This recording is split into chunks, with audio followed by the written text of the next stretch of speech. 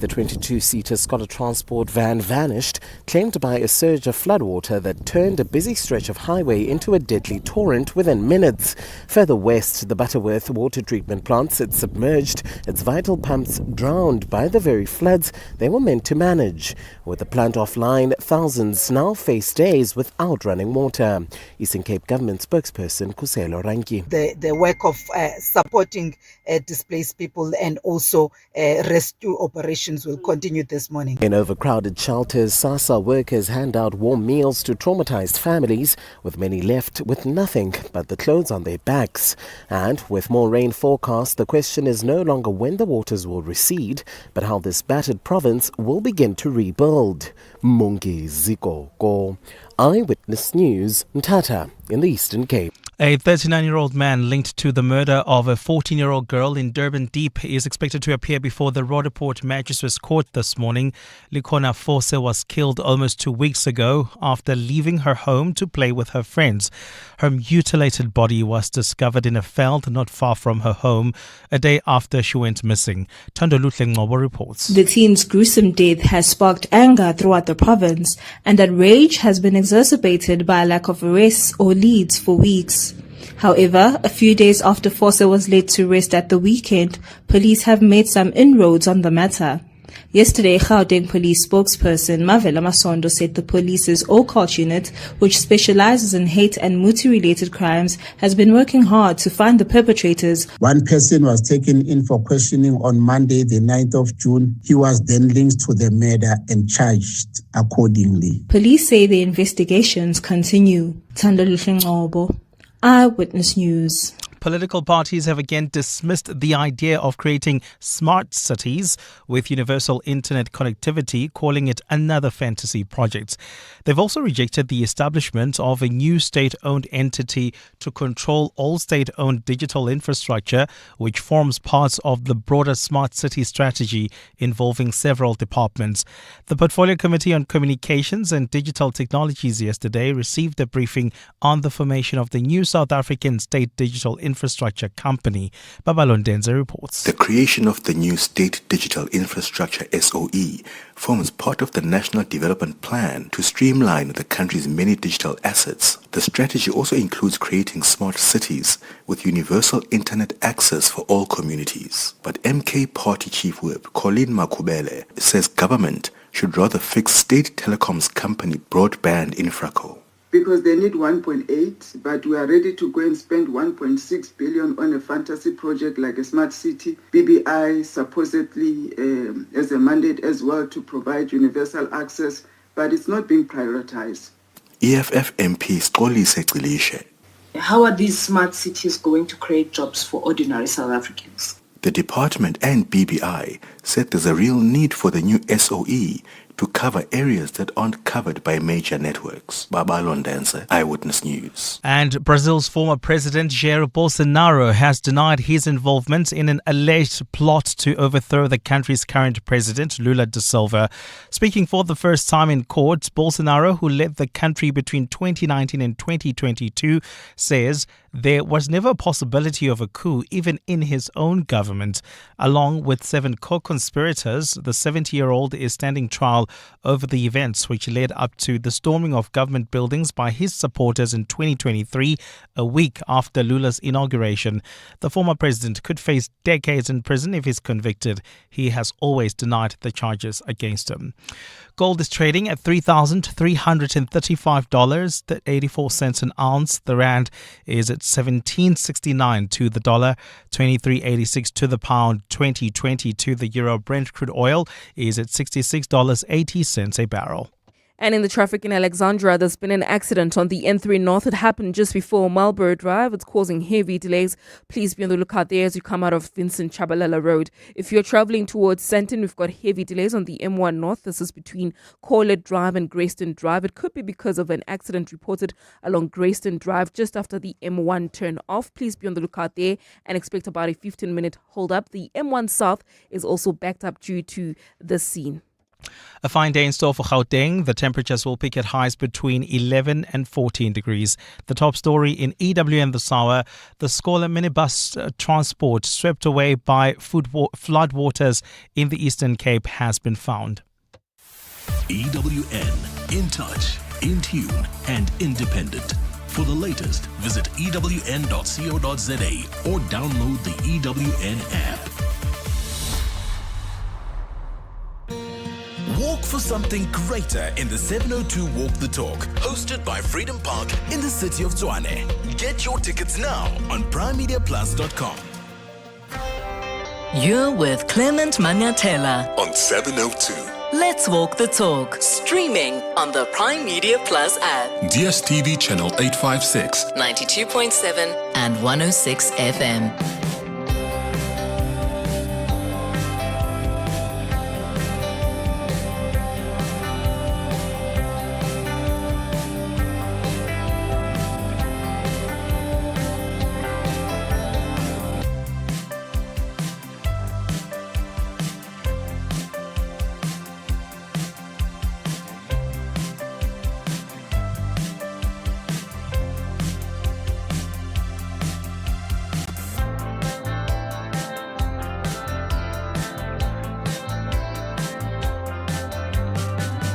Eight minutes after 9 o'clock. Dumelang, welcome to the Clement Manyathela Show. How are you doing this morning? How are you feeling? I hope you are keeping warm. Thank you for being with us here on 702. I wish you a super good day. And please spare a thought or say a prayer for parts of the Eastern Cape that are affected by severe weather. Sviso Zulu reporting in Eyewitness News that the Scholar minibus that was swept away by flood waters in the Eastern Cape has now been found. It was a 22-seater. It was traveling near Mthatha when it disappeared yesterday with an unconfirmed number of children on board. So the transport was now found with no passengers inside. And of course, the number of people whose bodies have been recovered since the rain and snow started battering the Eastern Cape this week has now risen to 9. So it's really is a sad situation, what we're seeing in the Eastern Cape. The South African National Taxi Alliance, which said that the bus that was missing was operated by one of its members, said that there were 3 children that were rescued after they clung onto trees. And there are other children, we were told yesterday, that were missing. So if you've been affected or you have a family that's been affected by the floods in the Eastern Cape, just know that you're in our thoughts. I hope that the recovery process can really be processed quickly so that we can know the status of the others, if there are others that are still missing even at this point.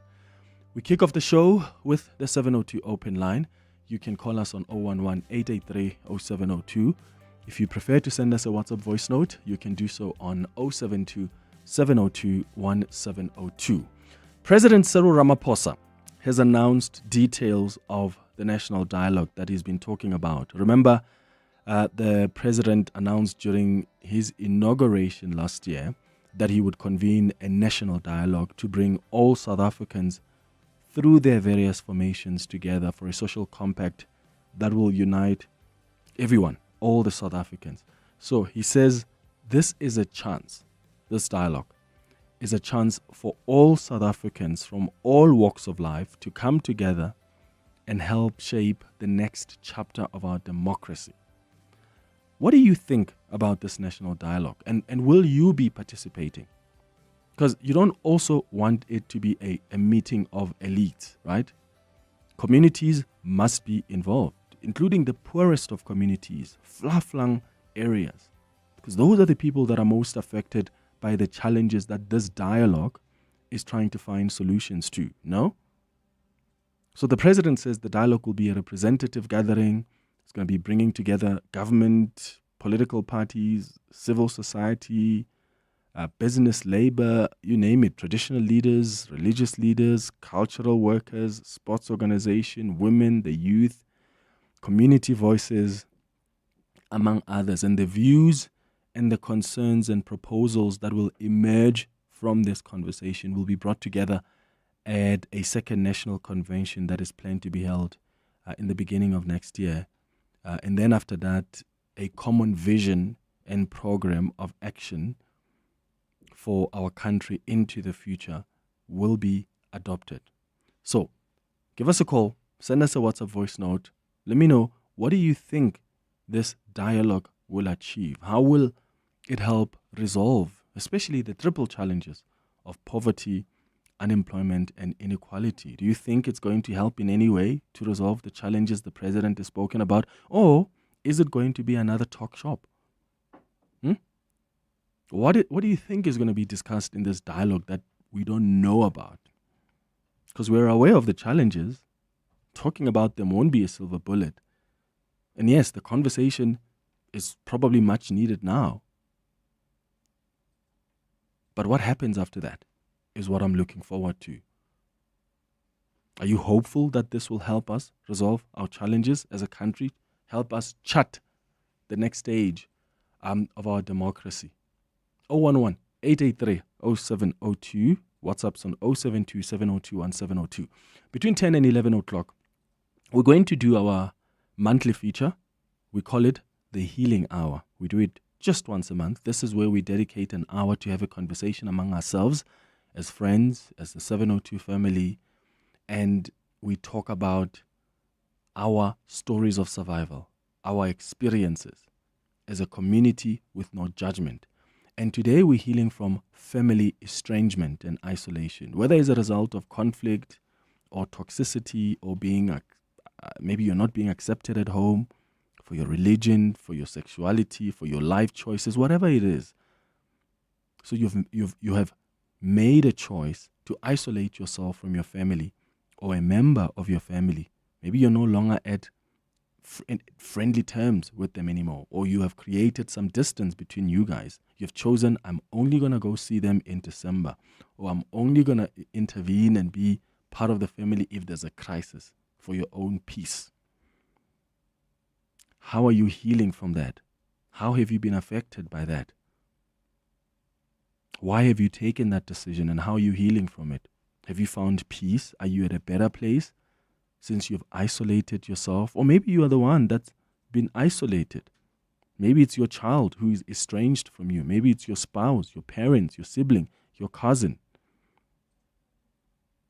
How are you healing from that? You're welcome to send us your stories on email. I know some of you prefer to send us, to tell us your stories via email on the Healing Hour. So you can do that on cm@702.co.za. That's the email address, cm@702.co.za.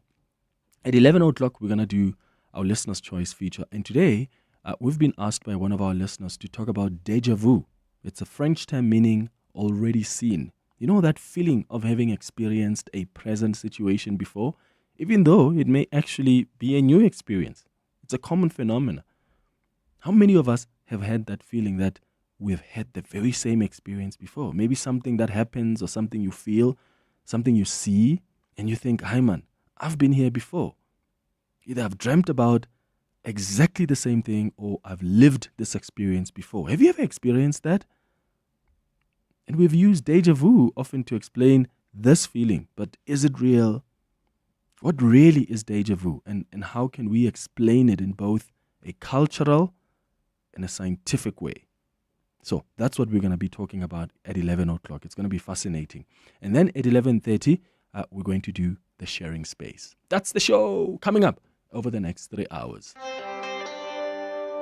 Clement Manyathela, streaming on the Prime Media Plus app. DSTV channel 856, 92.7 and 106 FM. Morning, Clement. I don't see how this dialogue is going to help anything. After 32 years of corruption, decay, and doing nothing, now you want to talk. What are we talking about? We've been talking. We know what's wrong. Fix the things that are wrong. Finish and clear. I think this guy is just running down his time until he's out of office and he can just go and retire. That's it.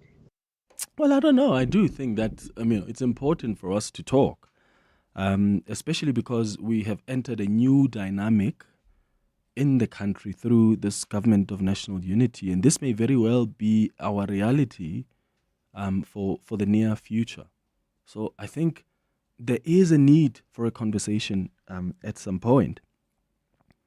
I just wonder, what is it going to produce? Because I don't think we just need to talk for the sake of talking, right? What happened at Codesa? What do you think that has been able to produce? And I'm not suggesting it was a useless exercise, but I'm trying to say, what's the return on investment? What is it that comes out of these dialogues we have that somehow really help shape the future? Because in this case, for instance, now, you could very well argue, why are the leaders of the government of national unity themselves not doing a dialogue? Because they already know what the challenges are. They need to figure out how they're going to resolve the challenges. But then again, you've got people that are most affected by the challenges that are often not given the voice. And here's an opportunity for them to speak and say, this is what's affecting us and this is how we think you can help us resolve these issues. Because they're powerless. There are communities that are powerless. The leaders are the ones that must resolve this. So we need to reimagine our future. That's what the president says. We need to think about where we are going as a country. So I'm interested as to whether you're going to be participating. I don't think there's anything new that's going to come in as far as the diagnosis of the challenges the country faces is concerned. And I don't think people are going to say, after the dialogue, we're going to say, oh my God, I didn't realize that's a challenge. We know the challenges that this country faces. They've got to be resolved. And we've got leaders that we have elected into power, parties we've elected that we expect to do this work, to resolve those challenges. So the EFF actually sent out a statement, probably one of the first parties to send out a statement to respond to what the president said. And they said that they reject completely and with contempt the appointed individuals who will form part of what is referred to as eminent persons. I don't know, I was joking with Bongani and I call them influencers because I'm struggling to figure out what then becomes their role in this particular process.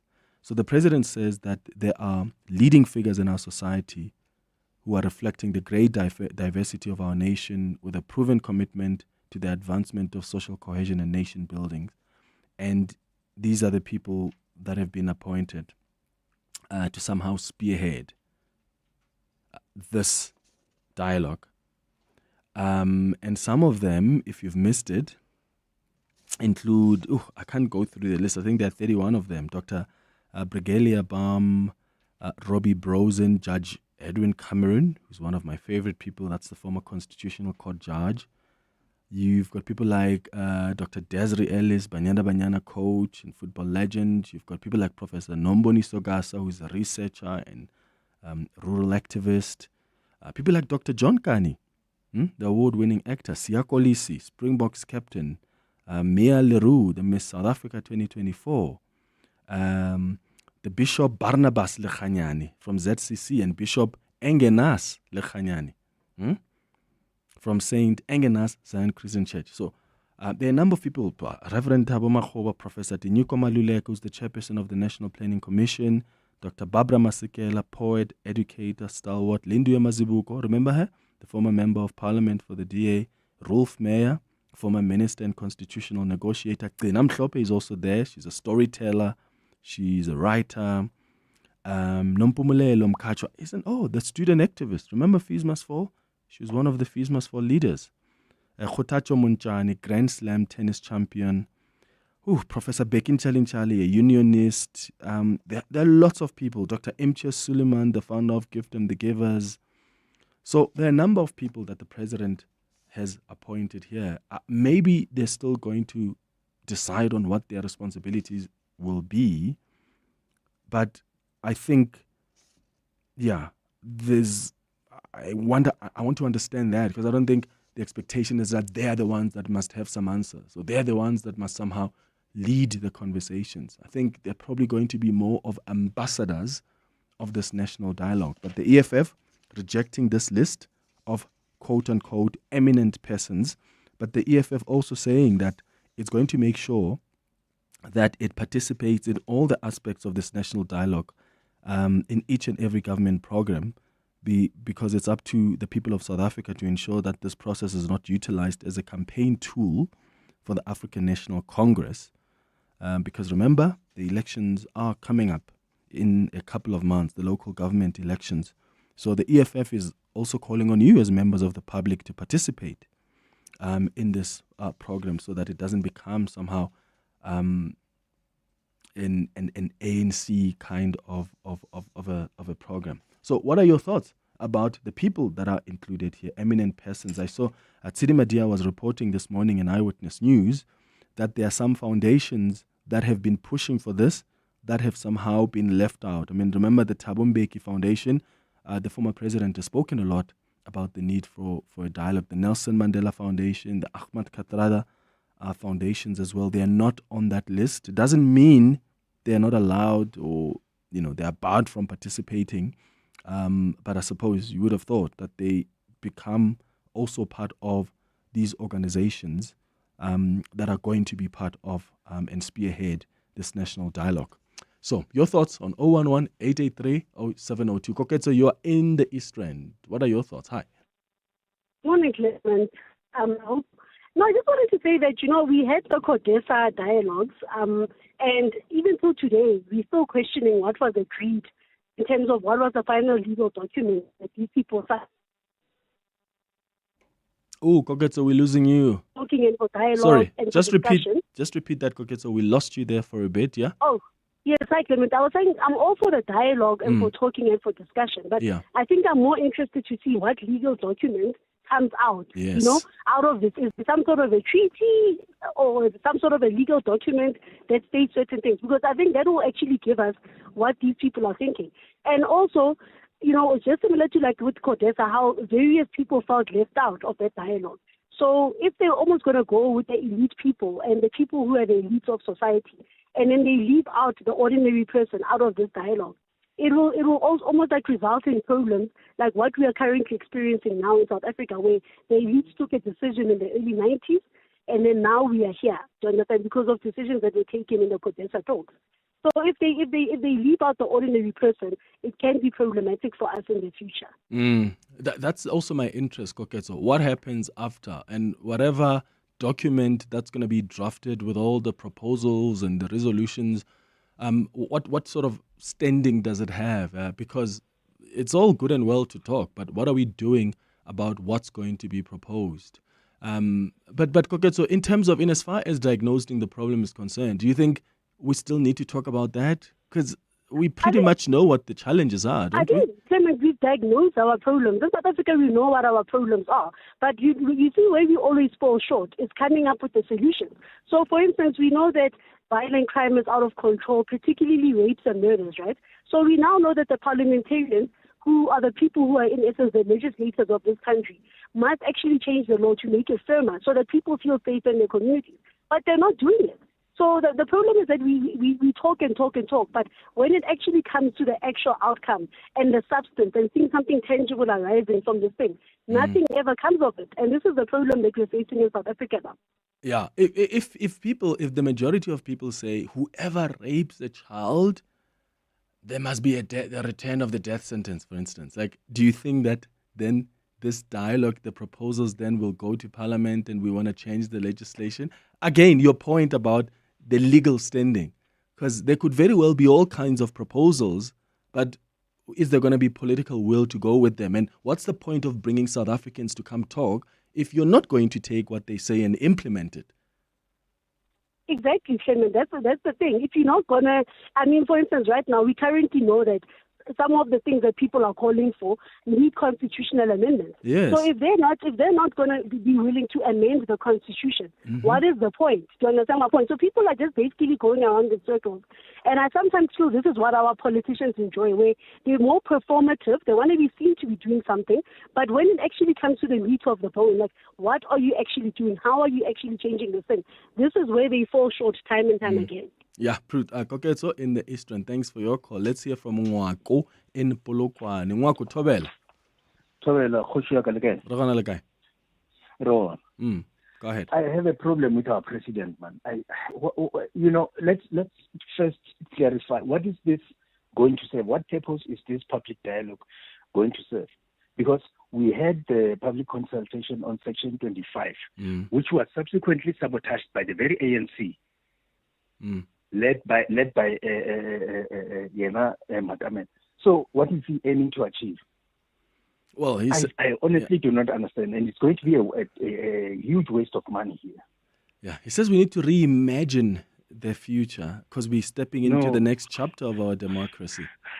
No, we can't reimagine the future when the constitution remains the same. It's not going to happen. And you see, with the presence of the DA and all these right-wing organizations, you are not going to do anything on Section 25. That's the point I'm making, Wako, that let's say South Africans, right? Let's say the South Africans that are consulted in their majority are saying, change that constitution, or they're saying, we want the death penalty.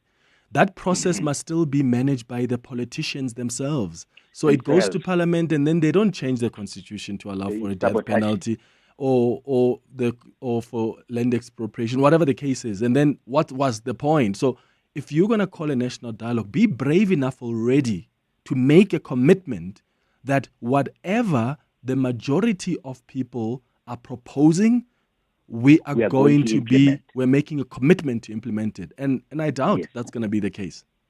Exactly my point. Yeah. Ngwako in Polokwane, thanks for your call. At the end of the day, politicians, the leaders, the parliamentarians are the ones that must somehow implement, especially in cases where there's laws that need to be changed. And there are already dynamics in the government of national unity.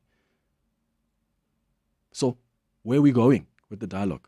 What is it going to achieve? MJ in Pretoria, hi. Clement, good morning. Look, for me, I think our president has run out of ideas. This, for me, is just another pre-election PR exercise. You'd recall, just before the elections last year, President Ramaphosa had a national imbizos, and nothing has been done with that. And if you look at this dialogue that he's talking about, he elects these eminent people.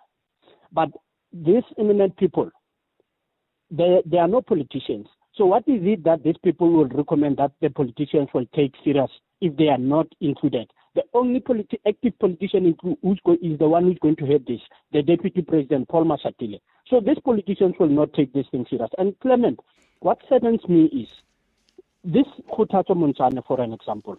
This lady story saddens me. This lady, every time she goes and competes at Roland Garros and so forth, you know, Clement, she has to raise her funding. She was even saying last time she has to use the money that she wins to go and fund her participation in the tournament. She's been asking for assistance to get a wheelchair that will help her to participate. Now you want that lady to come and what will she contribute? Desiree Ellis has to prepare to defend the banana the WAFCON tournament. Now, what is Desiree Ellis going to do? Where will she get the time to be involved in this? And you are saying it's going to start now in August, and then they will meet again in January. Why do they have to meet again in January? And Clement again. Well, it's a process. Sorry, MJ, it's a process. So the dialogues will continue. Then there'll be a convention that the president calls on the 15th of August, if I'm not mistaken, and then another one in January. I think that's the one that's going to say, this is what we're resolving on. This is how we chart the way. This is how we chart the way forward. And look, guys, I really don't think it's a bad thing. You know, I don't think it's a terrible thing for us to have a conversation as a nation. I think that is needed. I think we failed to have a real, genuine conversation even during the transition into democracy. Yeah. The conversation we had was it was too political. It wasn't genuinely engaging communities across the board. And yes, you're not going to get to every community, but please make this dialogue very representative, make it inclusive. Hear from the communities themselves that are most affected by the challenges the country is facing. So I think it's important for us to have conversations as a nation, but what is the outcome of that? We can't just talk. What then becomes the results? What do we do with what we have spoken about? And does our political system, our political dynamics as things stand, especially with the GNU, allow for implementable measures where you come up with a proposal and we know as South Africans that we didn't just waste our time participating there. Actually, what we've said, what's going to be resolved on, is going to be implemented. That's really my question and where my concern is. It's 9:31. Let's get the latest in Eyewitness News headlines. Wiseman, Tabiso, I'll start with your calls after the headlines. Fiso, hi. Thanks, Clement. Good morning. The Scholar minibus swept away by flood waters in the Eastern Cape has been found. The 22-seater was travelling near Mthatha when it disappeared yesterday with an unconfirmed number of children on board. The transport was found with no passengers inside. Meanwhile, the number of people whose bodies have been recovered since rain and snow started battering the Eastern Cape this week has risen to 9. The defense in the Senzo Meyiwa trial is expected to address photographic evidence against some of the accused, which seemingly links their visual appearance to the description given by witnesses. Yesterday, Judge Ratamokgotleng granted the state its application to recall 2 witnesses to testify on the photographs. The court is now dealing with the pictures of the alleged intruder, Bongani Ntanzi. And Austrian authorities have found a non-functional homemade bomb at the home of a 21-year-old suspect in a mass school shooting that killed 10 people. Police say the makeshift bomb was seized during a search at the home of the suspected shooter. The gunman who shot himself dead after the attack has been identified as a former pupil at the secondary school in the southeastern city of Gras. And those are the headlines. This EWN and more at 10 or as it happens. EWN Traffic. Well, at this hour, traffic remains pretty busy throughout Gauteng. Let me start in the South Meyerton area. There's still bumper-to-bumper traffic. Expect about a 20-minute delay. That's on Vereniging Road between Randval Road and Kliprivier Drive. It's not clear what's causing that delay. If you have any info, please let us know. SMS us on 31702. We are also on X at EWN Traffic. In the Joburg CBD, or rather heading into the Joburg CBD, in the Amalgam area, we still have slow-moving traffic on Main Reef Road between Nasrec and the M2. If you are also traveling between Melrose and Sandton, there's huge delays on the M1 northbound. That's between Ethel Oaklands and Grayston Drive due to an earlier accident. Also in the Sandton area, there's slow-moving traffic at Catherine Street. That's approaching Grayston Drive. Also in the Marlborough area, slow-moving traffic on South Road between Bowling and Rivonia. In Alexandra, heading towards Midrand, there's an accident seen on the N3 northbound near Marlborough Drive. This is causing about a 30-minute delay all the way from Modderfontein Road. And if you are in the Kempton Park area traveling towards Pretoria, Tembisa, slow-moving traffic on the R21 northbound between the R25 Popsfontein off-ramp and Olifantsfontein Road. If you come across any other traffic issues, like I said, please SMS us on 31702. We are also on X at EWN Traffic. There's more EWN on air, online, and on the EWN app. Get ready for the 26th edition of the Standard Bank Joy of Jazz. 3 memorable days from the 26th to the 28th of September across 4 spectacular stages of the Sandton Convention Center.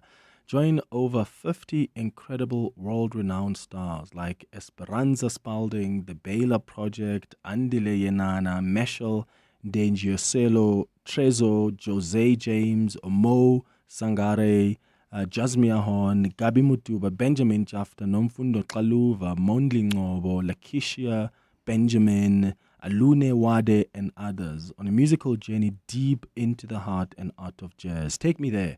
Get your tickets at Ticketmaster now. Dear Journal, trying to be an adult, day 3,247. My financial advisor asked if I was expecting any inheritance. I said, I don't have a trust fund, but I trust that funds will find their way to my bank account. He was not amused. Recently removed from the family payroll? Get covered at pineapple.co.za. It's like 570 Rand a month, so it's 100% the insurance for you. Underwritten by Old Mutual Alternative Risk Transfer Insurer Limited, a licensed non-life insurer and authorized FSP. Premiums are risk profile dependent. As a business owner, I've noticed how being energy efficient has improved my savings and the growth of my business. You too can improve your margins by adopting energy efficient behaviors. Simply switch to energy saving lighting, switch off non-essential equipment, and maintain HVAC systems. These are some of the ways you can use electricity wisely to see your business soar, as well as contribute to a greener planet. Just like every rand counts, every kilowatt counts. Let's use electricity wisely. Eskom. To walk the talk is to turn words into meaningful actions. And it's what we at 702 are committed to doing every day. We're also committed to following the rules set out by the Broadcasting Complaints Commission's Code of Conduct. To give you balanced programming, fair comment, and accurate news. But if we stumble along the way and you feel we're not living up to the code, let us know on comment@702.co.za. And if after that you're still not happy, you can direct your complaint in writing to the Broadcasting Complaints Commission, PO Box 412365, Craig Hall 2024. For more, visit bccsa.co.za. Every small business owner knows that you got to dream big to achieve even bigger. And Nedbank Business Ignite on 702 understands that it takes guts and determination to show up for your customers and expand your business and your bottom line. That's why we're looking for all the SMEs of Gauteng that dare to reinvent, expand, and shake things up. You could win 200,000 Rand in cash and a 200,000 Rand advertising package to help you chase your small business dream. So, if you're a small business that dares to disrupt the industry, you can enter on igniteyourbusiness.co.za for Nedbank Business Ignite on 702. T's and C's apply. Nedbank, an authorized FSP and registered credit provider. Your voice. Your station. Your open line. Walk the talk with Clement Manyathela on 702. 22 minutes before 10 o'clock. A national dialogue. What is it going to achieve? How hopeful are you that this is going to help us with the challenges or the difficulties or the problems that this country has? Tabiso, let's start with you in Polokwane. Hi. Clement, I think first and foremost, let's welcome the fact that after such a long discussions and everywhere in the country, for those that wanted the dialogue, the president has announced that indeed the dialogue will take place. I mean, we've had a number of foundations, like you said earlier on, with what CD has said. Let's welcome that finally we'll have that particular dialogue. But two, you'd know, Clement, that most of our time we spend discussing in this particular country. I mean, it might be your show in 702 and many others. We discuss and share all our challenges. And I definitely agree with you, previous caller, who said that perhaps what would be critical and important for us as and when we build up towards the dialogue, what will then be the legal standing. But I see that South Africans are going to raise quite a number of critical issues. For an example, Clement, what would happen if South Africans say that the electoral system in this particular country needs to be able to change? That's one. If South Africans says that we need to bring back the death penalty, that's two. And many other legislative issues that, of course, might need Parliament and might need the government to make sure that we fast track that. Those are the most critical issues that I believe that we need to be able to be well aware, rather than just having a grocery list of individuals that are there. I welcome all of them. I believe they are from a very diverse population, which we will be able to know what I think that they're going to be doing moving forward. But I think what is critical for me will be that, so that as and when we contribute, not only into the build-ups, which probably I suspect they will have, when contributing in your shows and many other shows, to say that this is how we believe the dialogue should be. We want to know that it's not going to be like any other seminars, talk shops that we normally go and raise our issues, but nothing therefore happens.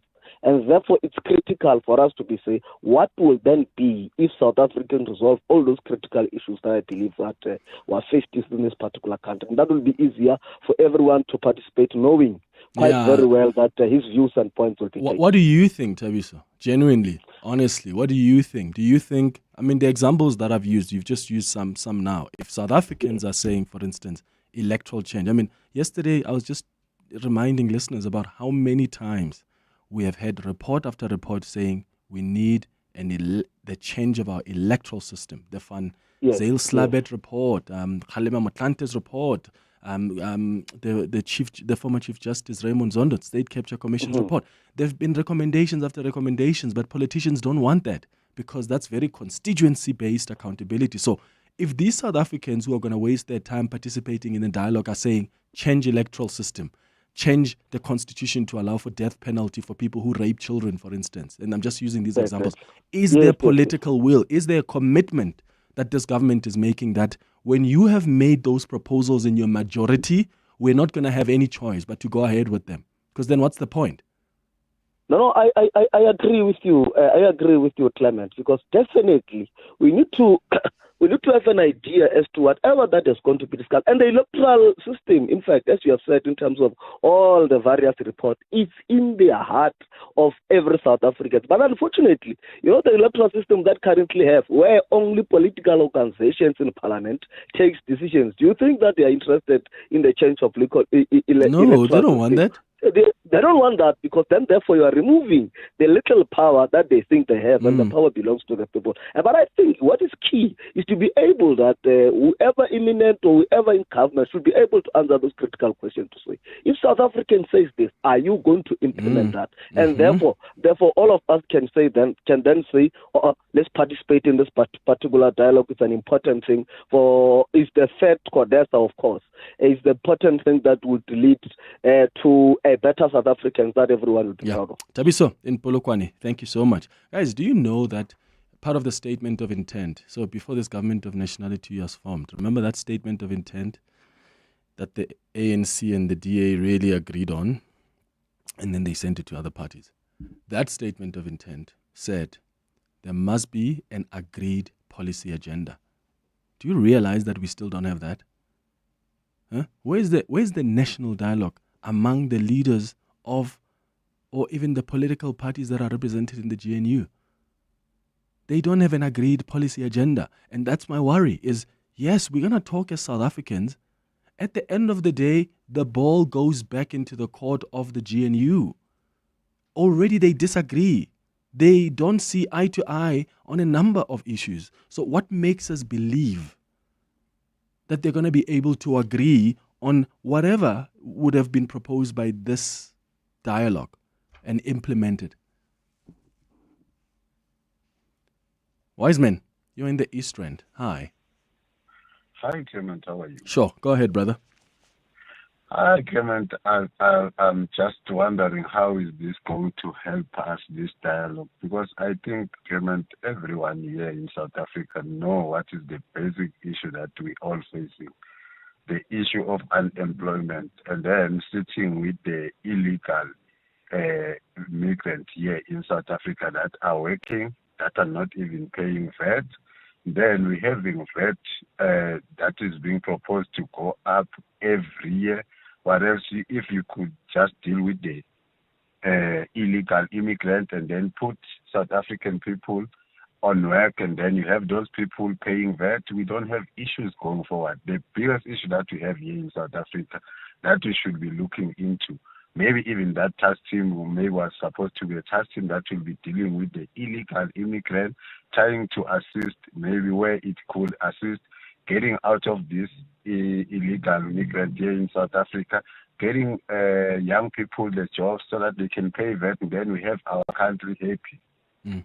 So how is it going to help us, even if the very same, our number one person, the president, you go to Palapala, you find this illegal migrant working for him, you go to his house, very same people working for him. Are the illegal immigrants working for him?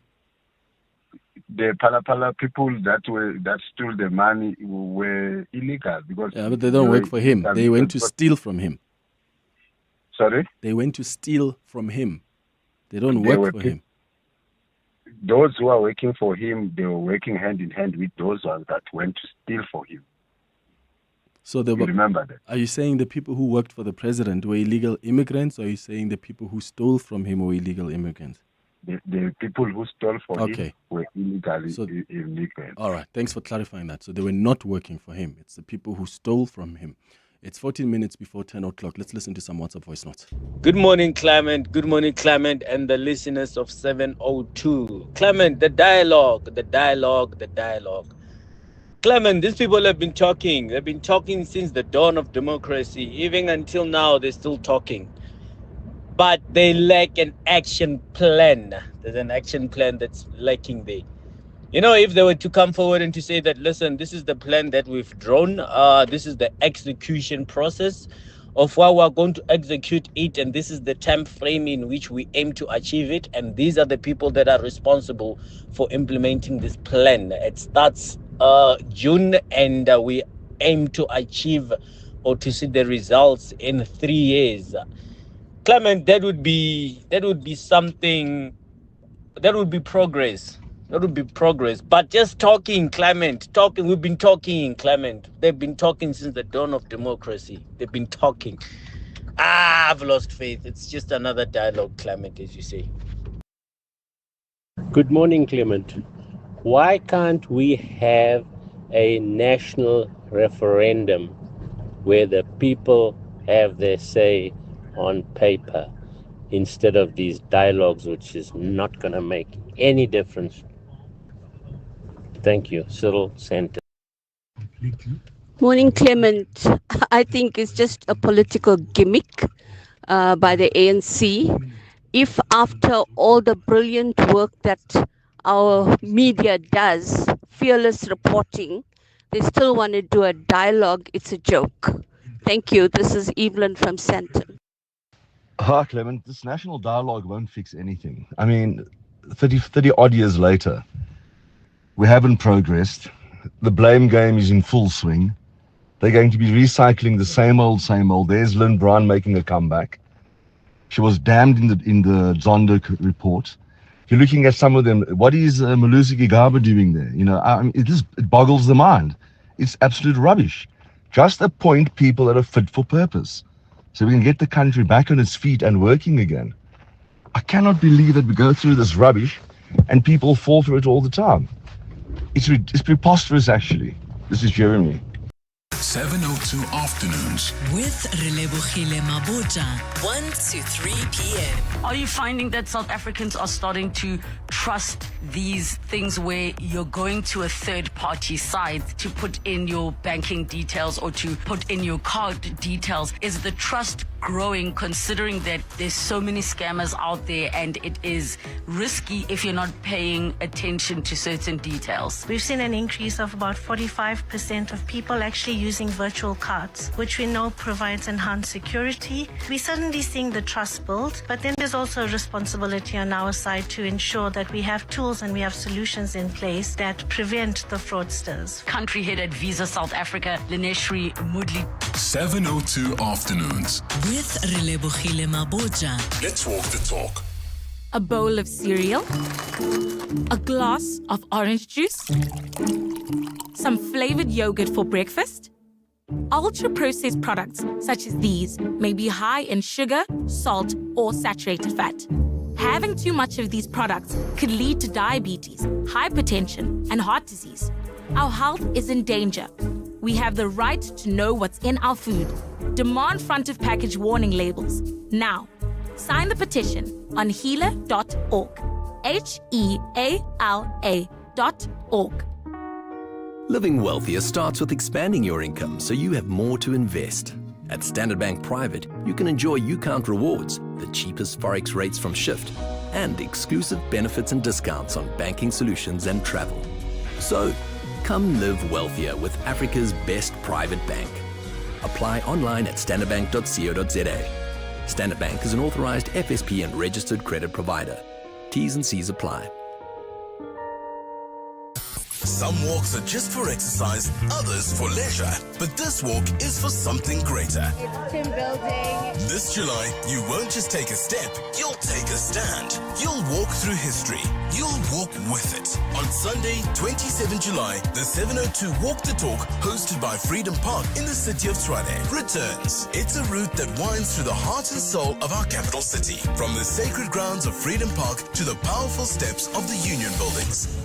Choose the 8-kilometer kilometer for those walking strong, the 6.7 kilometer in honor of Mandela Month, or the 4 kilometer for families and first-timers.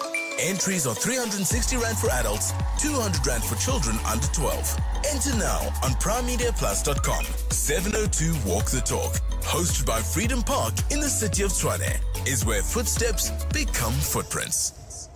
Your voice, Your station.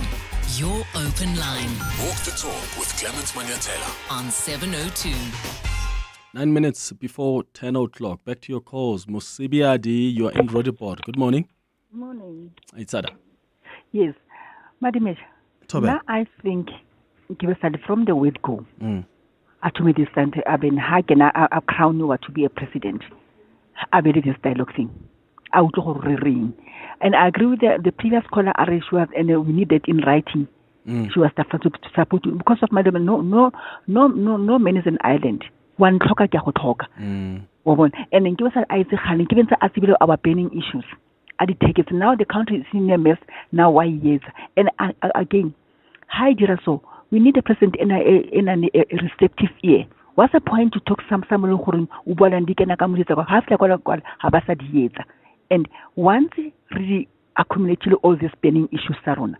Habadi Baba Tula box, suggestion box, government suggestion box, which was supposed to be implemented long ago, but she better common things still is there, but take it. Now get the 11th the country is in a mess, then they try this. Really now. Thank you. All right, Mr. Wiadi, thank you. Again, stressing the importance of implementation. Will what is going to be resolved and suggested be implemented? Sister, you're in Parktown. Hi. Hi, Clement. Honestly. Because really, firstly, my question is, how did the president really select these people that are supposed to run with this dialogue, right?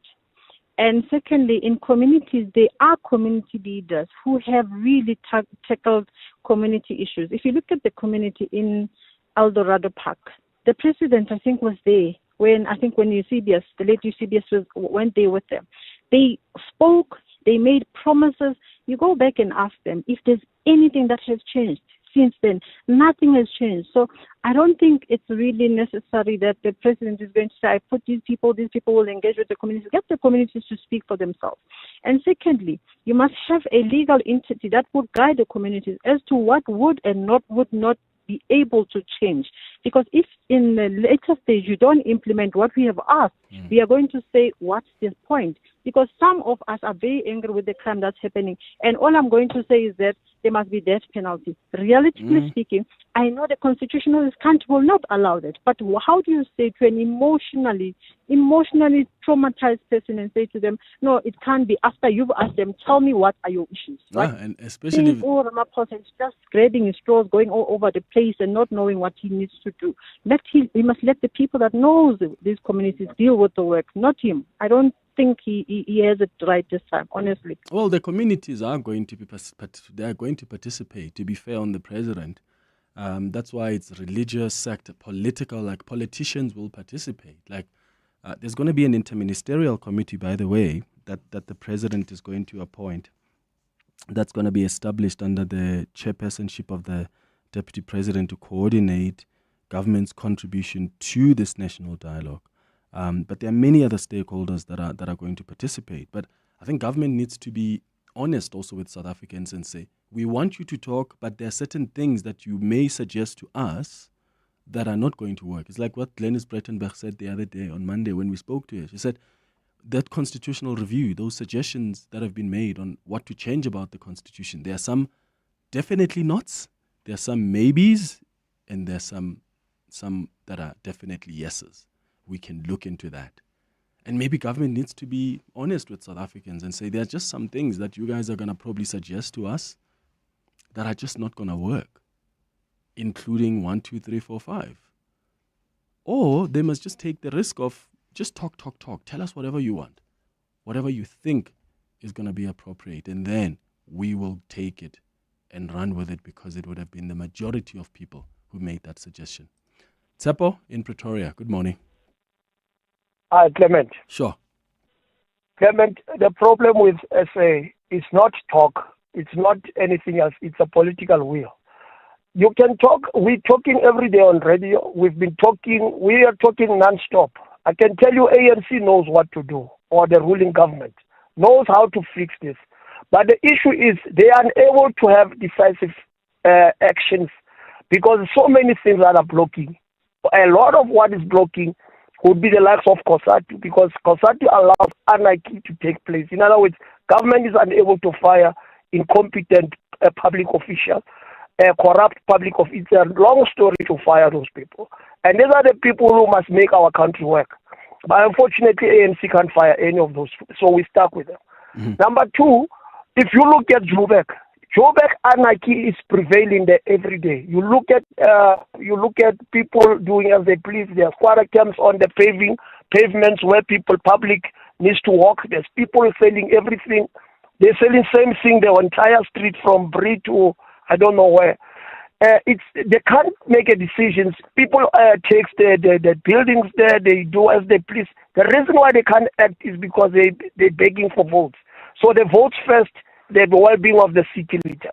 So it's again a decisive action. Decisions that ANC must make. Look at Cape Town, where the government works. In Cape Town, the government there do not bargain with the votes.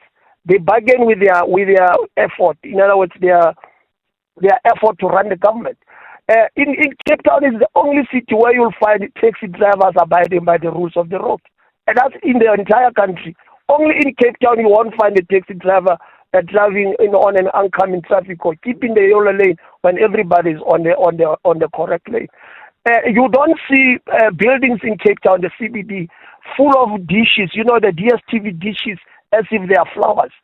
The city has managed because they're not bargaining with the votes. They're running the city, and they let their actions speak for them so that they can get the votes. It's the opposite in the ANC, and until we fix the political will, where ANC says we don't care for the votes, we want to run the government, we're going to run the government. If anarchy prevails, we're going to deal with it. And let's remember, it's not the ANC, right? The president of this country, yes, is a deployee of the ANC, but he represents you as a South African, but largely also the government of national unity, which includes other parties as well. Let's just remember that, because it's not the ANC holding this dialogue. Yes, they are the majority party in the GNU, but it's the government of national unity. That's why you'll see in that interministerial committee, there are likely to be some DA ministers represented there as well. It's 2 minutes before 10. Every time we're on the radio, we're not just talking. We're turning words into actions. Actions that change communities. Actions that make a difference. And every time you tune into 702, you're not just listening to the radio. You're in conversation with us. And your voice matters. You're on a journey with us. And every step we take counts. It's these steps that not only help us grow as individuals, but also bring us together as a society. Through the good times and the bad. Every step gets us closer to the South Africa we want to be. So keep walking with 702, and let's make this a journey to remember. 702. Let's walk the talk. Mzansi Ballet's finest come together in one spectacular show, Fusion of Favorites, a unique and highly anticipated performance set to take place at Peter Torin's Monte Casino Theatre from the 19th to the 27th of June. The performance will also feature the world premiere of Vincent Mansu's song of Kudujo or Exodus, as well as a new works by Angela Revi. There are only 4 shows, so get your tickets now before they sell out. Secure yours at webtickets.co.za. Kickstart your small business with a starter bundle from Nedbank. Enjoy free transactions for 6 months, including free cash deposits and withdrawals and a free debit card with easy digital access and a dedicated banker to guide you along every step of the way. Open a Nedbank starter bundle with SA's best bank for SMEs. Apply on the Money app today. Nedbank. See money differently. Nedbank is a licensed FSP and credit provider. T's and C's apply. This is EWN. Good morning, I'm Sviso Zulu. The Scola minibus swept away by floodwaters in the Eastern Cape has been found. The 22-seater was travelling near Mthatha when it disappeared yesterday with an unconfirmed number of children on board. The transport was found with no passengers inside. Meanwhile, the number of people whose bodies have been recovered since rain and snow started battering the province this week has risen to 9. Mongezi Koko has more from the Eastern Cape. The air is thick with tension as rescue workers navigate treacherous riverbanks, their boots sinking into the mud with each step. This is where the 22-seater Scola transport van vanished, claimed by a surge of floodwater that turned a busy stretch of highway into a deadly torrent within minutes. Further west, the Butterworth water treatment plant sits submerged, its vital pumps drowned by the very floods they were meant to manage. With the plant offline, thousands now face days without running water. Eastern Cape Government spokesperson Kuselo Ranki. The work of supporting displaced people and also rescue operations will continue this morning. In overcrowded shelters, SASA workers hand out warm meals to traumatized families, with many left with nothing but the clothes on their backs. And with more rain forecast, the question is no longer when the waters will recede, but how this battered province will begin to rebuild. Mongezi Koko, Eyewitness News, Mthatha in the Eastern Cape. Gift of the Givers has heeded calls for assistance in the Eastern Cape. The humanitarian aid organization's Ali Sablé. Our teams have been on the ground since the incidents happened. Butterworth was the first local municipality district that was the hard hit. As we know, Tambo, they were on a level 9 warning last night. There's many areas in Mthatha that is severely affected. We've pulled in additional resources from our Cape Town warehouses in Gauteng. The defense in the Senzomiwa trial is expected to address photographic evidence against some of the accused, which seemingly links their visual appearance to the description given by witnesses. Yesterday, Judge Ratamo Kgotleng granted the state its application to recall 2 witnesses to testify on the photographs. The court is now dealing with the pictures of the alleged intruder Bongani Ntanzi. He is one of the 5 men accused of the Bafana Bafana captain's 2014 murder. Khomozo Modisa reports. The state in the Senzomiwa trial has used photographs of Bongani Ntanzi from 2019 and 2020 in an attempt to prove that he had an O-shaped beard at some point and that he wore his beard in this way from time to time. This is in response to his lawyer Sipora Musipele's claims that Ntanzi cannot be the intruder who was described by witnesses because he's never had a round beard and he could not even grow a beard in that shape. State advocate Ronnie Spanda also shone the spotlight on Ntanzi's apparent like for hoodies, an item of clothing that witnesses also claim the intruder wore. Spanda asked state witness warrant officer Lawrence Ndlovu, who downloaded pictures from Ntanzi's phone, to describe what he was wearing. Tracksuit,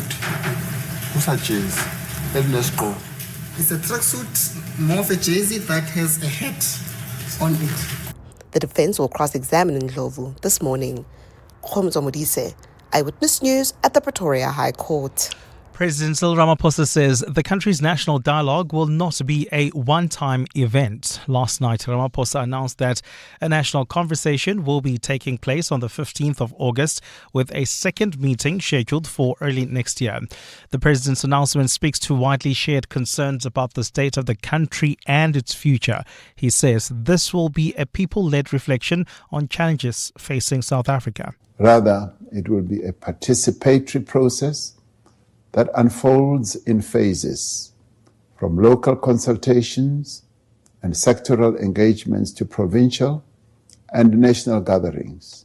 31 prominent South Africans have also been appointed to an eminent persons group aimed at championing the national dialogue. This second national convention will reinforce our shared values and adopt a common vision and program of action for our country into the future. We expect that the National Convention will finalize a compact that outlines the roles and responsibilities of all South Africans. And Austrian authorities have found a non-functional homemade bomb at the home of a 21-year-old suspect in a mass school shooting that killed 10 people.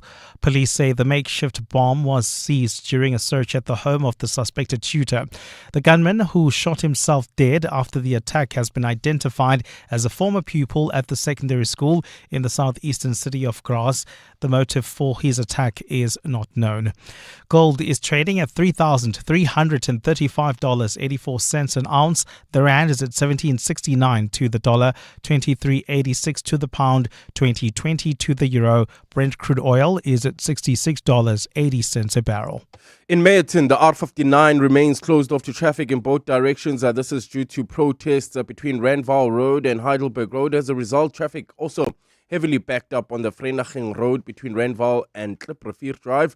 In the Tembisa area heading towards Pretoria, expect about a 30-minute delay on the R21 northbound between the R25 Papsfontein off-ramp and Olifantsfontein Road. And in Alex, bumper-to-bumper traffic on the N3 north between Modderfontein Road and Marlborough Drive. A fine day in store for Gauteng. The temperatures will peak at highs between 11 and 14 degrees. The top story in EWN this hour: the Scholar minibus swept away by floodwaters in the Eastern Cape has been found. EWN, in touch, in tune and independent. For the latest, visit ewn.co.za or download the EWN app. What are the matters that matter to you? 702 listens. You're with Clement Manyathela On 702. Let's Walk the Talk, streaming on the Prime Media Plus app, DSTV channel 856, 92.7 and 106 FM.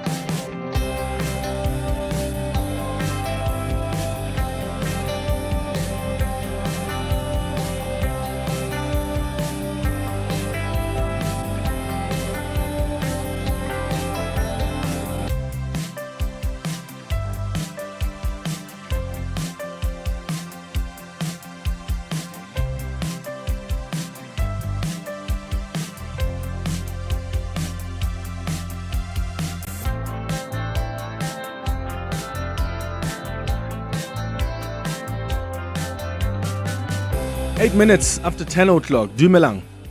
Welcome to the second hour of the Clement Manyathela Show. Thank you for staying with us here on 702. I hope you are still good. I hope you're keeping warm this morning. Thank you for your calls, your WhatsApps, and of course your tweets on the 702 open line this morning. Time now for our Healing Hour feature. 702 Healing Hour. So today we are doing a feature. If you don't know about it, it's a feature that we do once a month. We call it the Healing Hour. We dedicate an hour to have a conversation among ourselves as friends, as the 702 family. It's a safe space, and I always want to remind you before we even chat that this is a safe space to share our pain, to share our stories of survival, our experiences as friends, as family, as a community, with no judgment. And today we're healing from family estrangement and isolation, whether as a result of conflict or toxicity, or maybe you are not accepted at home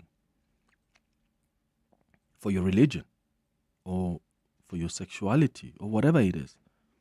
So you've now made a choice to isolate yourself from your family or a particular member of your family.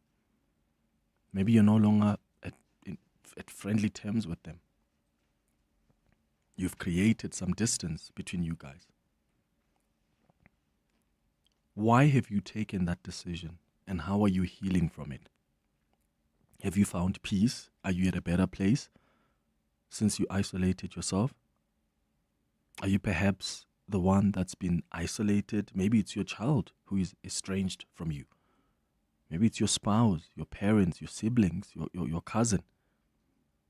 And there are all different factors that may lead to people deciding to just walk away from a family. Maybe for you it's divorce. Maybe there was too much conflict in the home. You just were tired of seeing the violence or the conflict or the fights or the abuse. Or maybe there was just so much toxicity at home. Or there was so much negativity with that particular family member that you just needed to isolate yourself. Maybe there was sexual violence and abuse. Or maybe you've made certain life choices that the family now doesn't align with, and you've decided to walk away because they've not accepted some of the life choices that you've made. How are you healing from that? And what's happened that led you to make that decision to isolate yourself from a family? I'd like you to give us a call on 011-883-0702 to share your story with us. Alternatively, you can send a WhatsApp voice note on 072-702-1702. If you prefer to tell your story through email, you can do that on cm@702.co.za. For many of us, of course, we expect family to be a source of love, right? We expect family to be a source of support, a source of belonging. But let's be honest, family can also be a source of pain. It can also be a source of conflict. It can be a source even of disconnection. Far from that love and support and belonging that you expect from the family. So do you have a family member who has distanced themselves from you and your family? Or you felt forced, maybe you are the one that distanced themselves. You were forced, you think, to create a distance from your family because of toxic behavior. Or maybe because there were disagreements about certain things. Or there was just unacceptance about who you are, what you now believe in, or the new journey you've charted for your family. Some people feel so abused by families who feel entitled, that they want this all the time. And if you can't provide, then it becomes a big thing, where you are seen as the enemy and you end up just distancing yourself. Maybe whether it was you who felt like you didn't belong, perhaps it was due to family conflicts, toxicity from family members, or family just doesn't accept your lifestyle or life choices. Maybe your religious beliefs, your relationship choices. You know, there are sometimes families that are unhappy with who you are in love with. And sometimes you decide to stick with your lover, with your spouse, with your partner, and you separate yourself and isolate yourself from the family. Or maybe you felt betrayed by the actions of a particular family member. You felt you weren't being supported. Or it was your own destructive behavior or even substance abuse that brought you here, where you are no longer in good terms with your family. You are completely estranged. Give us a call on 011-883-0702. The WhatsApp line is 072-702-1702. How are you healing from that? How are you healing from those feelings of rejection, of guilt, of shame that's related to your family relationships? Is this whatever happened that led to you deciding to isolate yourself? Whether it's from your children, your parents, your siblings. Do you have a family member who has isolated themselves, or you are the one who's decided to leave? What was the reason for that? And how are you healing? Let's talk. 011-883-0702 is the number to dial. I'm going to take your WhatsApps on 072-702-1702 and your emails on cm@702.co.za. It's 14 minutes after 10. Bongani Bingwa, 702 Breakfast. Weekday mornings, 6 to 9. Violent crime, robbery, rape, carjacking, mugging. Don't go there is the simple warning from the United States. Patricia DeLille, what was your reaction as the Minister of Tourism? We respect the sovereignty of the USA to issue guidance to their citizens. We're not sitting back on our hands and doing nothing. We look forward to continuing to welcome travelers from the United States and across the globe. Bongani Bingwa, 6 to 9. On 702. If it ain't broke, don't fix it, they say. But my toaster isn't broken exactly. It just lands my toast on the kitchen floor. You see, some things only kinda never work. like a financial plan based on generic advice. That's why Momentum accredited financial advisors take the time to understand you and only then apply their expertise. Advice meets your context. Momentum, your journey to success. Momentum is part of Momentum Group Limited, an authorized financial services and registered credit provider. Don't let colds and flu slow you down. Adcock Ingram Winter Warriors is here, your trusted defense against colds and flu symptoms. Be prepared for everything winter throws your way. Fight the pain and fever with Panado or Compro. Relieve your sore throat and coughs with Cepacol. And guard your immune system and gut with Gummy Bites and Probiflora. Adcock Ingram Winter Warriors, your defense starts here. Ask your pharmacist about Adcock Ingram Winter Warriors. In 2024, Nedbank Business Ignite on 702 gave away 200,000 Rand to one extraordinary small business that dared to reinvent, expand, and shake things up. What I wanted now is that I wanted to start to manufacture my own emulsion, but the cost behind that, it was very huge. And then also through the 702, I was able to be given the money and also the exposure. I saw the 702 lenders coming, they bought the paint, people who were painting people's houses. It helped us actually in terms of improving our cash flow, and then a lot of money that we also got from this project, and then we were able to invest it. And then I can safely say that this accelerated the division of our emulsion. In 2025, that small business owner could be you. So, if you're an SME that dares to disrupt the industry, enter on igniteyourbusiness.co.za for Nedbank Business Ignite on 702. T's and C's apply. Nedbank, an authorized FSP and registered credit provider. 702. Healing Hour. 16 minutes, in fact, 17 minutes after 10 o'clock. Let's go straight to your calls and your WhatsApps now. On our Healing Hour today, we are discussing how we are healing from family estrangement, or maybe you've decided to isolate yourself from your family. Why did you decide to do that, and how have you been dealing with that? How have you been healing from that? Let's start with you, Johnny, calling us from Houghton. Good morning. Morning, how's it, everybody? And yourself as well, sir. Thank you for calling us. We're good, thank you. What's your story? Yeah, no, my story is just a short one, man. This topic, it's a deep socialized topic into family streams and stuff like that. But with me, growing up with a mom who struggles, end up living up in a shack, looking after us well and stuff like that. We had cousins, we grew up together. They used to visit, we used to visit them, December time and stuff like that. They grew up, we grew up. They, through academically, successfully made it. And in time, they engage with, success. And then, unfortunately, on my side, we're still struggling with my family. But fortunately, I'm the one who's thriving now. But now you see, you don't feel this thing, you see this thing, you identify with this thing, where a family member shifts, they swift away from you. Just because of finance differences. Remember which now they used to come to the shack areas with us and come and see us. Now they're driving big cars. Now when you visit them, they need to pick you up at Southgate. No more getting there because they have engaged with relationships in terms of their husbands, and they don't want to be seen there anymore. They distance themselves. But it's something that you start seeing. They used to come on taxis when they never made it. Now they got big cars. Now they can't even drive through squatter camps where you live in. So you distance yourself slowly because you don't want to damage your brain cells. You just distance yourself because of you feel this in the differentiation. Once you move, then you go see the success of their houses, and now they teach you how to even press. A TV station. No, don't press that things like a remote. Those DSTV remote, as if you don't understand how this thing operate. No, it's got Saramo, I don't do this.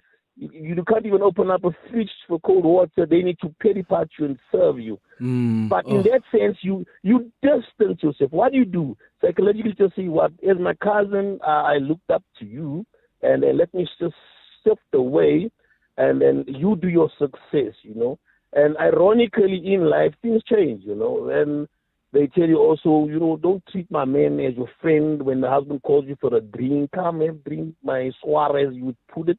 And then your sister asks, this guy, my man, your friend. I told me how, but you said nothing, you invited. So Johnny, you feel these things, and then you just move and shift away. And then later on, life changes because life is a long journey. You know, I started making it, and then they had fights with whatever the husbands and the wives. Now they start calling me. Now things, cause he's so scared. Now they started coming close because I found myself without it. Now they started moving close to my life, and I'm like, no, we ain't gonna play this game. Yeah. Oh, Johnny, that's just so terrible to hear. I'm so sorry about that experience. There's nothing as worse as going through a difficulty with people. I mean, if you and your cousins were so close, growing up together, they were coming to visit, and the minute they start to make it and they're somehow successful, they don't look back. And they start isolating themselves in some ways. Or they lead you guys to start isolating yourselves because at the time they are the ones that are making it, and because you are so uncomfortable with how they treat you as sort of like an outsider, the subhuman, then you end up isolating yourself because of that. It's just so tragic when you're experiencing something like that from a family member. Thank you for sharing your story with us, Johnny, in Houghton, and I'm so glad to hear that you are making it as well. And you're doing well for yourself. Thabo, you're in Midrand. Good morning. Hi, Clement. Thanks Sure. for having me. Well, I'm a little very estranged from my little sister. Yeah. The last born, who has treated me so badly, has spoken to my family about me so badly. At some point, I had to move back home, and as a result, she would then speak to my mom and tell her all kinds of nonsensical things.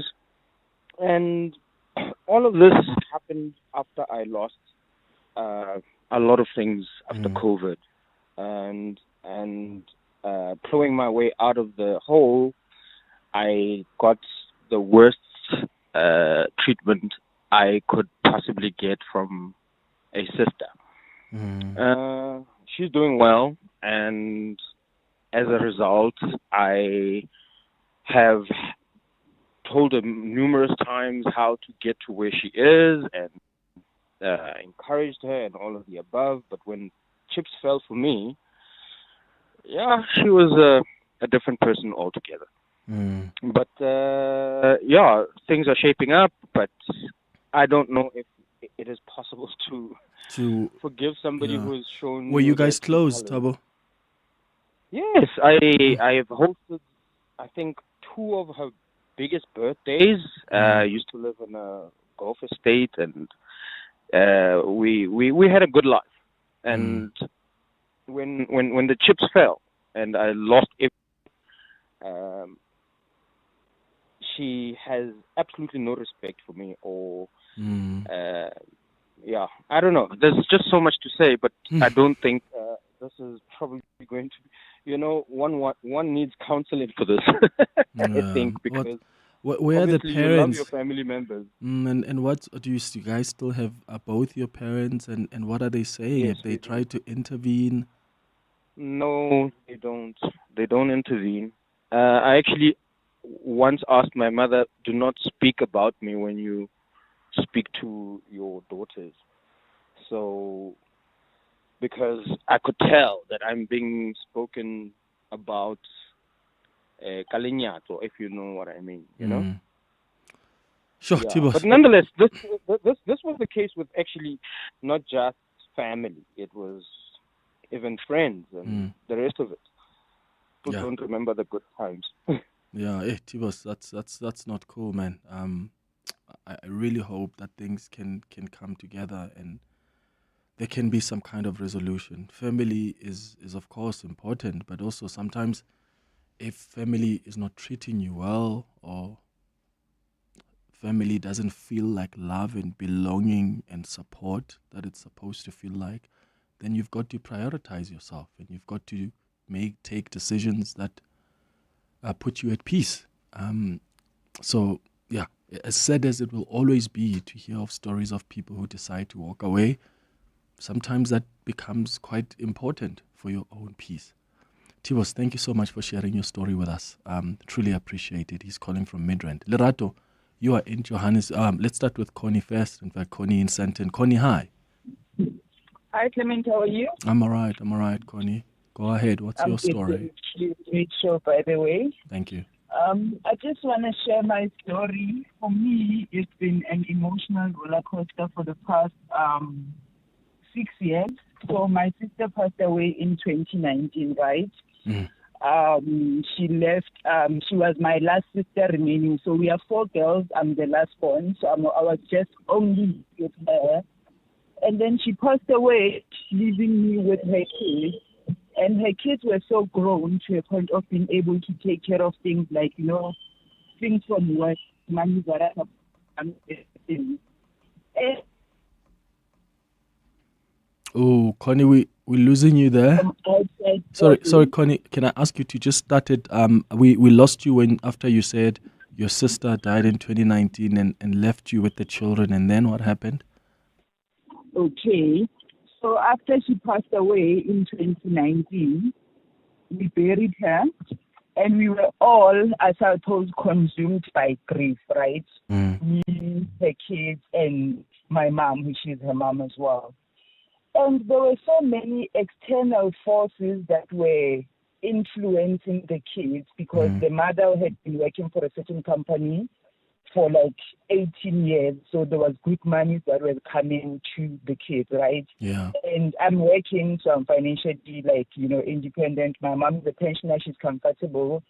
But the kids were influenced so bad to a point whereby after the mother was buried, they were told that me and my mom are going to eat their money. So if you know what's good for them, they need to move out so that they can enjoy their mom's hard work by themselves. And I try to sit with them down. I try to intervene in terms of going for counseling, getting social workers to intervene and so forth. But the external voices were so loud. The kids, they left 2019 shortly after burying my sister. And they went and blew the money, Clement, right? Now, I'm sorry. It's okay. Emotional. It's okay, Connie. Now, Take your time. 2025, they finished the money. Now they want to come back to me. And I'm still so angry about what they did because their mom would work hard for them. Yeah. And my plan was to advise them on how to make their mom's money work for them so that they are fine and everything. And I've been in that emotional roller coaster for the past 6 years. Now they want to come back, and I just can't find it in my heart to forgive them because I'm still that hurt to say, first of all, you guys didn't have a father. Your father died when you were still young. My sister and I raised you two together. You know that I love you. I wouldn't have done anything to hurt you or harm you or even try to scam you off your mother's money, but you had to go and listen to external voices and allow them to ruin our relationship. You went out there and you blew the money. Now today the money is finished, you want to come back to me, and I need to forgive you guys. Like, how do I do that? So I'm not even sure that I'm feeling on my end. Sure, Connie, I can only imagine how difficult that is when you've raised people like that and all you've been to them was love and support, because that's a betrayal to you. That's a rejection. It was.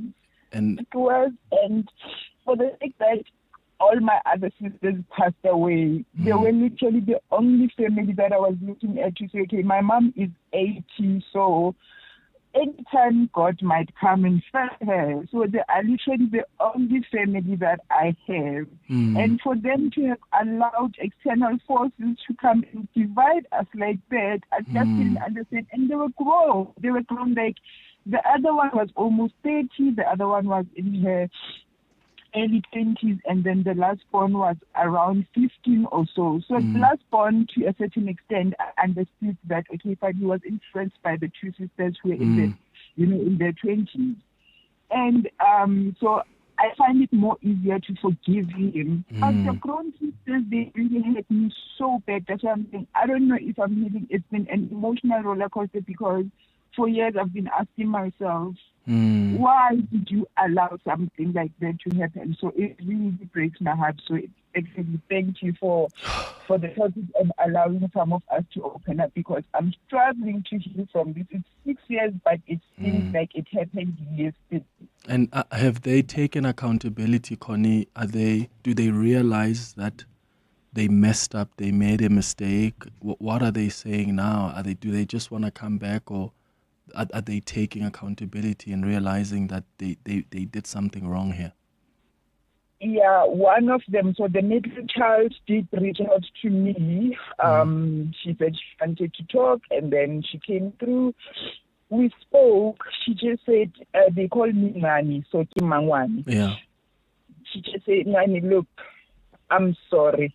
I'm sorry for everything. You didn't deserve it. All you've been was a great co-parent to us with our mother after we lost our father, because we don't know our father. Our father died when we were still like so young, and you took up to yourself to help our mom raise us, because my sister had 3 kids, but she was working, I don't want to call it an average job. I'm doing better than her, right? And then I've got 1 kid. So after her husband died, I sat with my sister down and said, look, I'm doing better than you, and not in a disrespectful manner. You are doing slightly below me.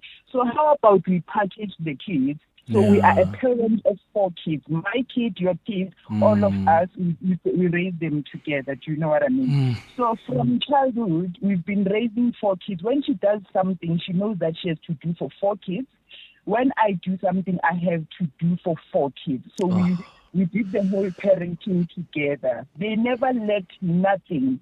Like I denied myself and my only baby what could have been a comfortable life, just to make sure that my sister's children don't feel some type of way left out, or you know what I mean? Yeah. Oh, Connie. Oh, that is so heartbreaking. After the sacrifices, and I think I get a sense of why that feels so painful to you, and it feels like such a betrayal and a rejection given the sacrifices you've made to make sure that they have a better life. So I hope you can also, kudos to you. Hope you can also appreciate yourself that you have done what you could. You've done what you could. And I hope at some point you'll find it in your heart to sit down with them and talk, and you don't have to be forced to forgive them. If you're not ready for it, that's also fine. You don't have to force yourself into a space that doesn't give you peace. But after everything that you have done for those children and for them to decide to just walk away like that, I think that helps us understand the kind of pain that you may be feeling. Thank you so much for sharing that story with us, and I hope you can find some healing from that. It's just after 10:30. Let's just get the latest in Eyewitness News headlines. When we come back, more of your calls on 011-883-0702. WhatsApp's on 072-702-1702 as we continue with our healing hour. And I'm asking you, have you isolated yourself from your family? Has someone isolated themselves from you? And how have you been healing from that? Sfiso, hi. Thanks, Clement. Good morning. We start with news just in. 3 more bodies have been found in flood-stricken Eastern Cape. Volunteers in the colony village just outside Mthatha pulled the bodies from a river this morning. There's also a search for an unconfirmed number of children who went missing when their scholar transport disappeared yesterday in flood waters. The 22-seater minibus was found this morning, but there were no passengers on board. Ekurhuleni Mayor Dr. Xhakaza is seeking legal advice from his lawyers regarding the legality of the council's decision to place the Metro city manager on special leave.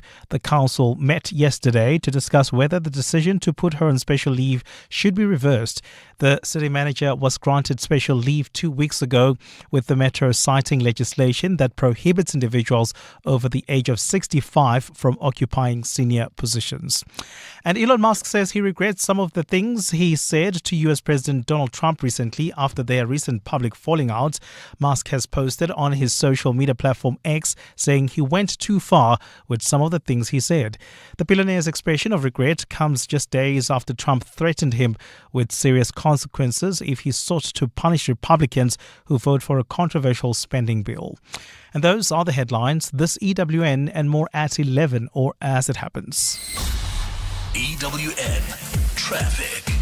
Well, at this stage in the Tembisa area, there's about an hour delay. This is on the R21 northbound between the R25 Paffontein off-ramp and Olifantsfontein Road due to ongoing roadworks. If you are heading into the Joburg CBD, slow-moving traffic on Main Reef Road between Nasrec and the M2. Also in Protea Glen, Soweto, expect some delays on the R554. That's approaching the R558. That's driving through GOG Gardens. Otherwise, the rest of 702 land not looking too bad. Those protests, it looks like those protesters have been dispersed on the R59. That's in the Meyerton area. Traffic is also free-flowing on Vereeniging Road between Randval and Heidelberg Road. So please just let us keep us updated on the situation there in Meyerton. Are the protests still going on? SMS us on 31702. We are also on X at EWN Traffic, and also look out for those faulty traffic lights in four ways at Cedar and Uranium. I'll have your next Eyewitness News traffic update just after 11. There's more EWN on air, online, and on the EWN app. Get ready for the 26th edition of the Standard Bank Joy of Jazz. 3 memorable days from the 26th to the 28th of September across 4 spectacular stages of the Sandton Convention Center. Join over 50 incredible world-renowned stars like Esperanza Spalding, the Bailo Project, Andile Yenana, Michelle Dengio Selo, Trezor Jose James, Omu Sangare, Jasmine Horn, Gabi Motuba, Benjamin Jaftan, Nomfundo Kaluva, Mondli Ngobo, Lakishia Benjamin, Alune Wade, and others on a musical journey deep into the heart and art of jazz. Take me there. Get your tickets at Ticketmaster now. Hey, remember when our office turned into an indoor swimming pool from the flood incident we had? Oh yeah, feels like it was just yesterday. Luckily, we are with My Way Business Insurance and they kept us afloat despite the soaked carpets. Talk about an insurer that's got your back no matter the situation. Agreed. With My Way, we can weather any storm with the ultimate confidence. Cover your building and office contents hassle-free with MyWay Business Insurance. Visit myway.co.za for a quote and do business your way. MyWay is a licensed non-life insurer and FSP. T's and C's apply. Are you in your deal-making season? Your I'm on the rise season? Your finer things in life season? You'll love the Hussa Grill seasonal lunch offer. Enjoy a 2-course meal for only 199 Rand. Perfect for that business lunch, lunch with friends, or a solo date for some quality time with self. Now that's the deal of the season. Available Monday to Saturday, 12 to 4 p.m. The Hussa Grill, celebrating 60 years of excellence. This week on 702, R&B Africa Focus explores energy through an African lens. Join award-winning journalist Crystal Odison as she unpacks the realities of Africa's just transition and how the continent is forging its own path towards an inclusive energy future. It's a conversation about access, equity, and opportunity powered by insights from R&B experts. Don't miss R&B Africa Focus on 702 Drive with John Pellman on Thursday. R&B is a proud sponsor of B20 and a leading African corporate and investment bank. 702 Healing Hour. 22 minutes before 11 o'clock, we are in the middle of our Healing Hour feature. It's our monthly feature, and today we are healing from family estrangement and isolation. Have you isolated yourself from your family or a particular family member? What's the reason for that? How have you been affected by that? How are you healing from that? Or maybe there's someone in the family who has isolated themselves from you. How have you taken it? We're taking your calls on 011-883-0702. I'll go to your WhatsApp in a moment on 072-702-1702. Lerato, you're calling us from Johannesburg. Good morning. Good morning, Clement. Good morning to the listeners. Oh, Clement, this is actually very triggering here. So my story is that we had a perfect family of 6, right? These are my 3 sisters, all 4 of us, all girls, and we've got our late father and our mother, right? So our father passed in 2015, and our mother, who we always thought was strict, is still around. So since the passing of my dad, our mom has just become someone else. We can't recognize her. My sisters and I were always trying to figure out if we did something, to her or to the family. And it's 4 successful girls, right? You know those families in a township where you know that these girls went to school, they've got great careers, they don't have kids out of wedlock, they don't do substance abuse, but what's happening in the yard, no one has a view of. So the one person that's estranged to my sisters and I is our mother. We had no idea who she's become, and this started happening about 3 years post my dad's passing. When my dad was no longer there, we then realized that this means she wasn't strict. She was actually not the kindest of people. I remember this one time I went to therapy, and my therapist asked me that if you had a choice, would you have chosen her as a mother?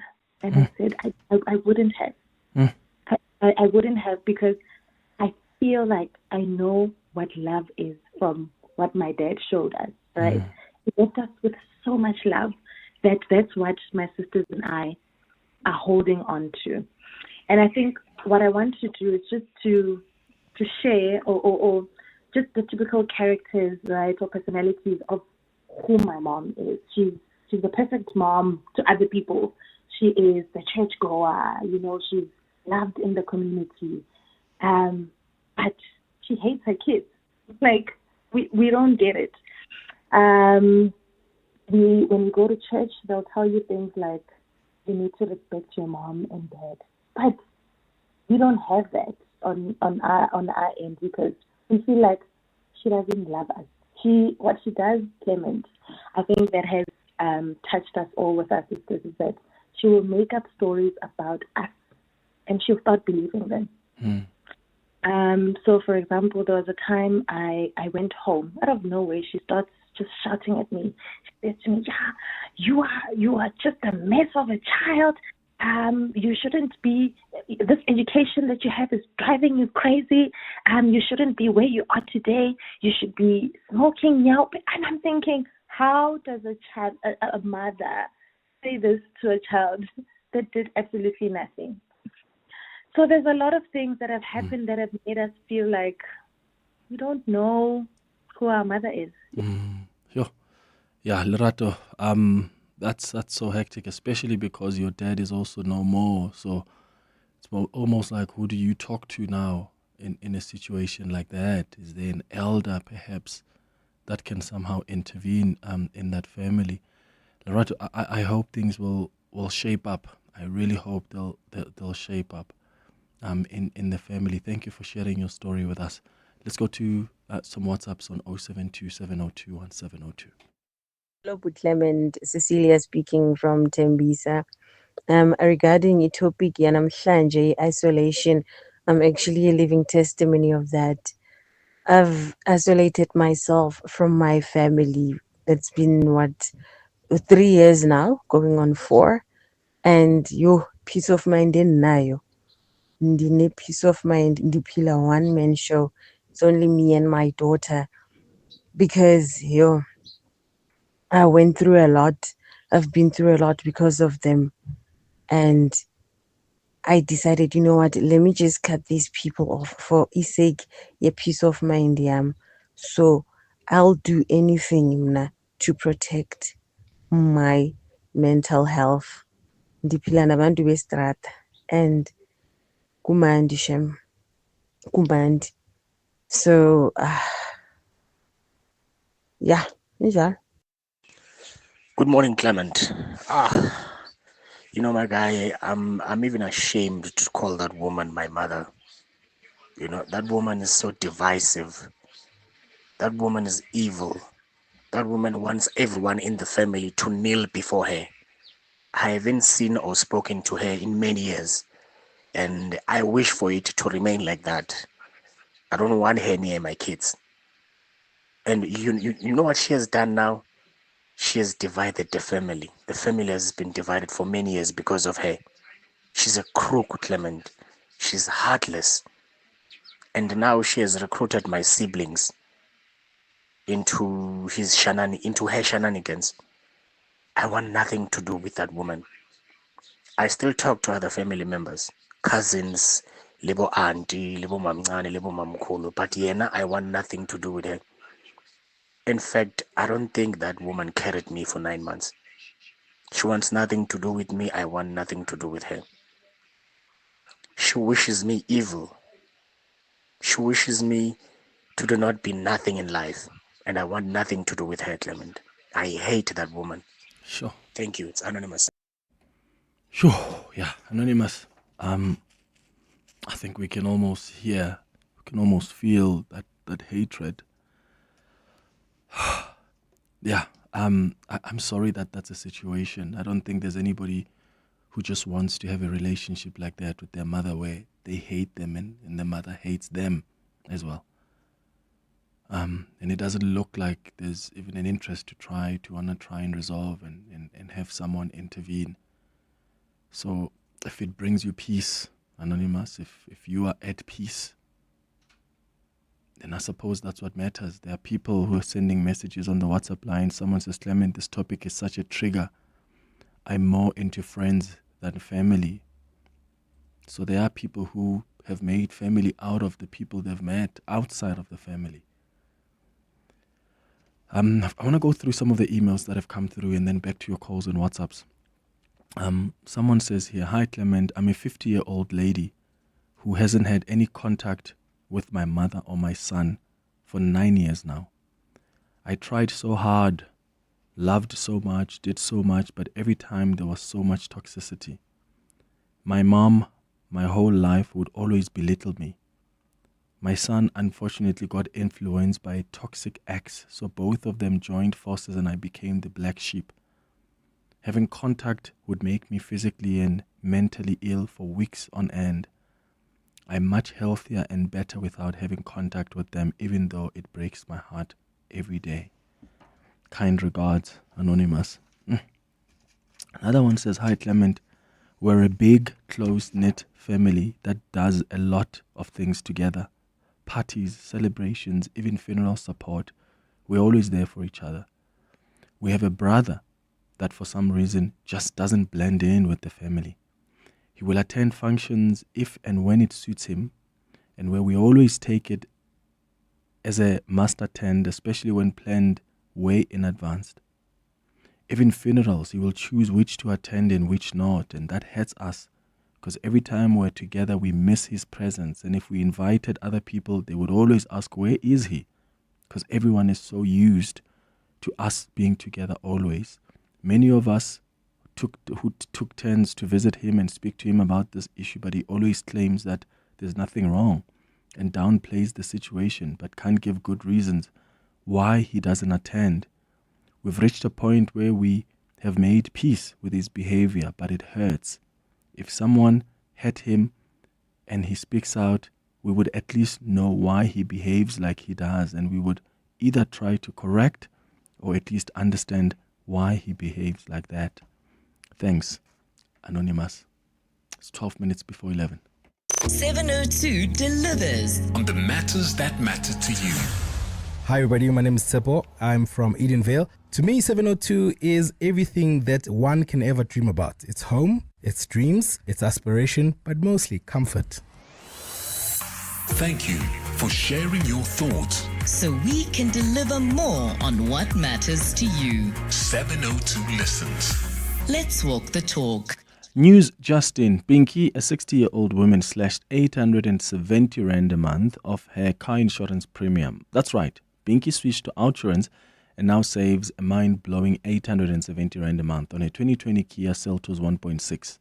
Outsurance clients always get something out, so get a quote today and see how much OutSurance could save you on your car insurance. Call 08600 60,000 or visit outsurance.co.za. Licensed to insure an FSP. T's and C's and information online. Checkers XXL Savings is back with new deals every week. Save extra on Bacoma Wheat Bix 900 grams or cornflake cereal 1 kg. Any two for 99 Rand. Clover Gouda or cheddar cheese 800 grams. Any for $99.99. Plus, stand to win the weekly XXL Jackpot competition. Simply buy any 3 participating products, swipe your extra savings card, and get a scratch card to enter. Deals valid until Sunday at Checkers.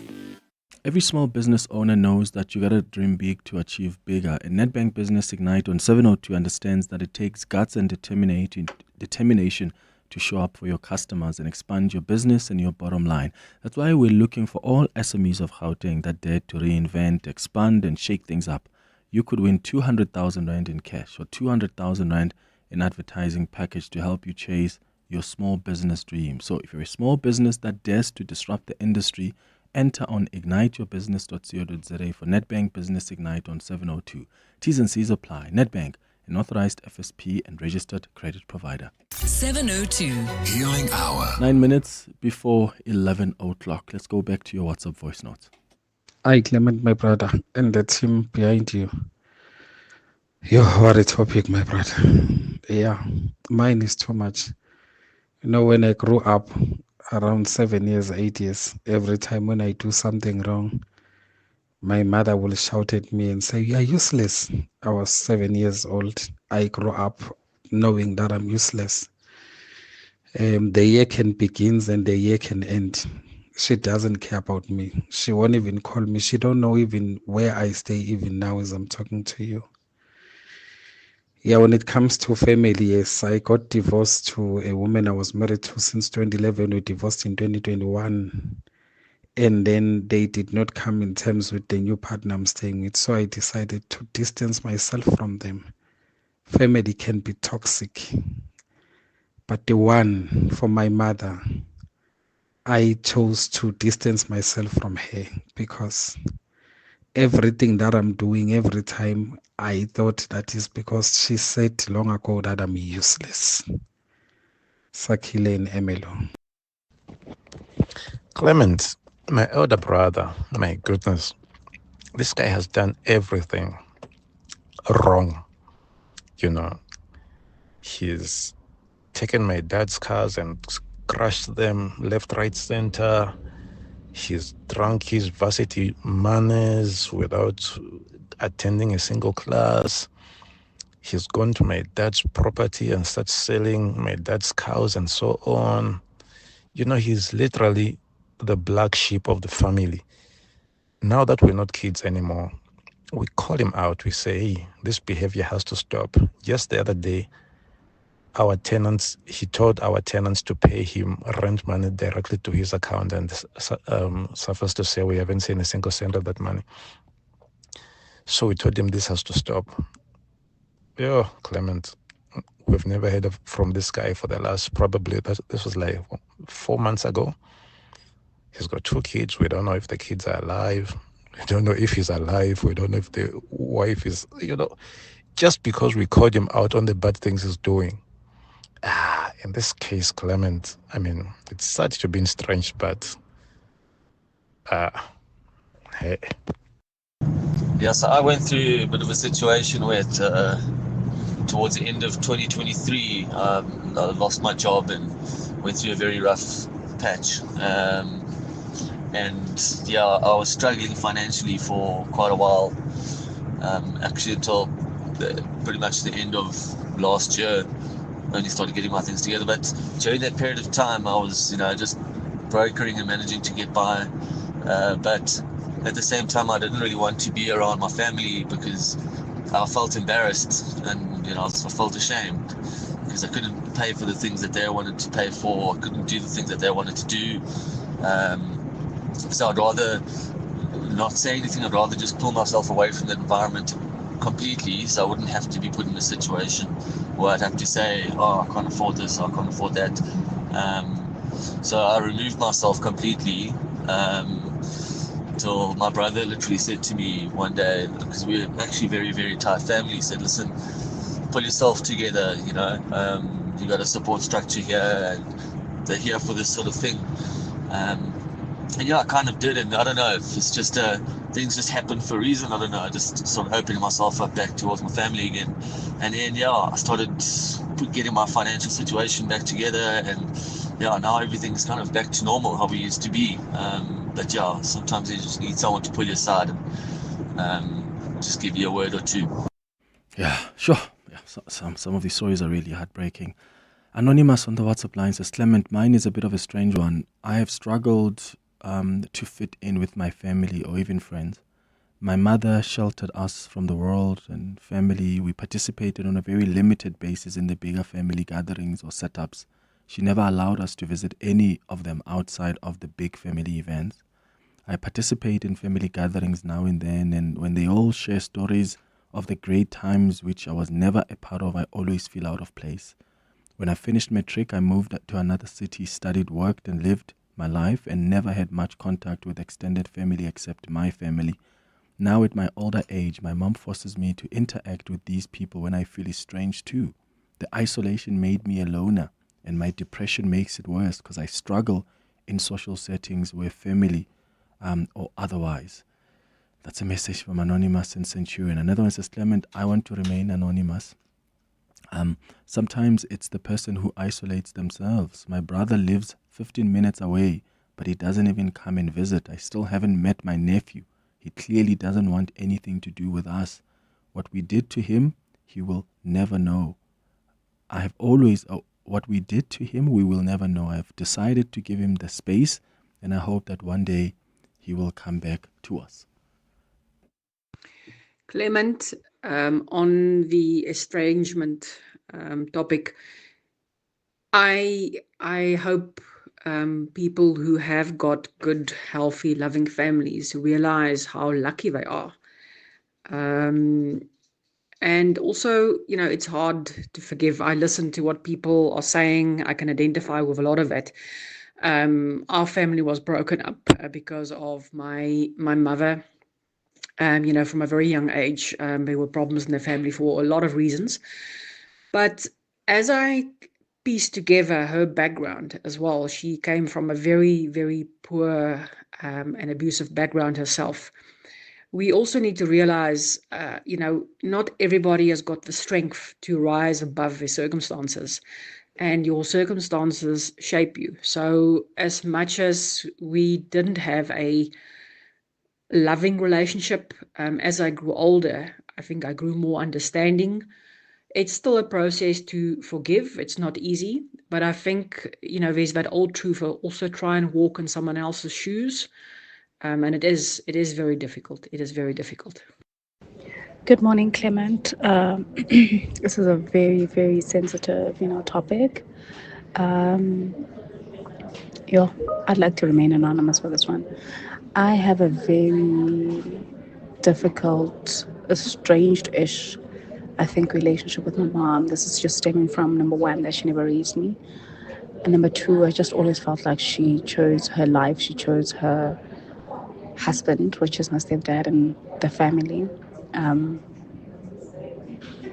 Essentially, that's what she did. And then she has this thing of having to gaslight me in terms of how I feel and invalidating my feelings by making it seem as if she was suffering more, like she was going through a lot.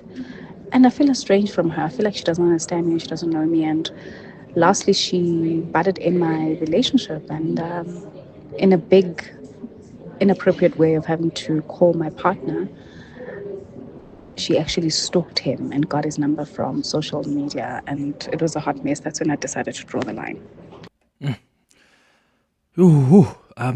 Hi, Clement. I'd like to remain anonymous. I decided to distance myself from my family after I got married, as to build and concentrate on my new acquired family. Another reason was to protect my wife from the abuse that comes with the Makoti status, as I'm married to her, not to my family members.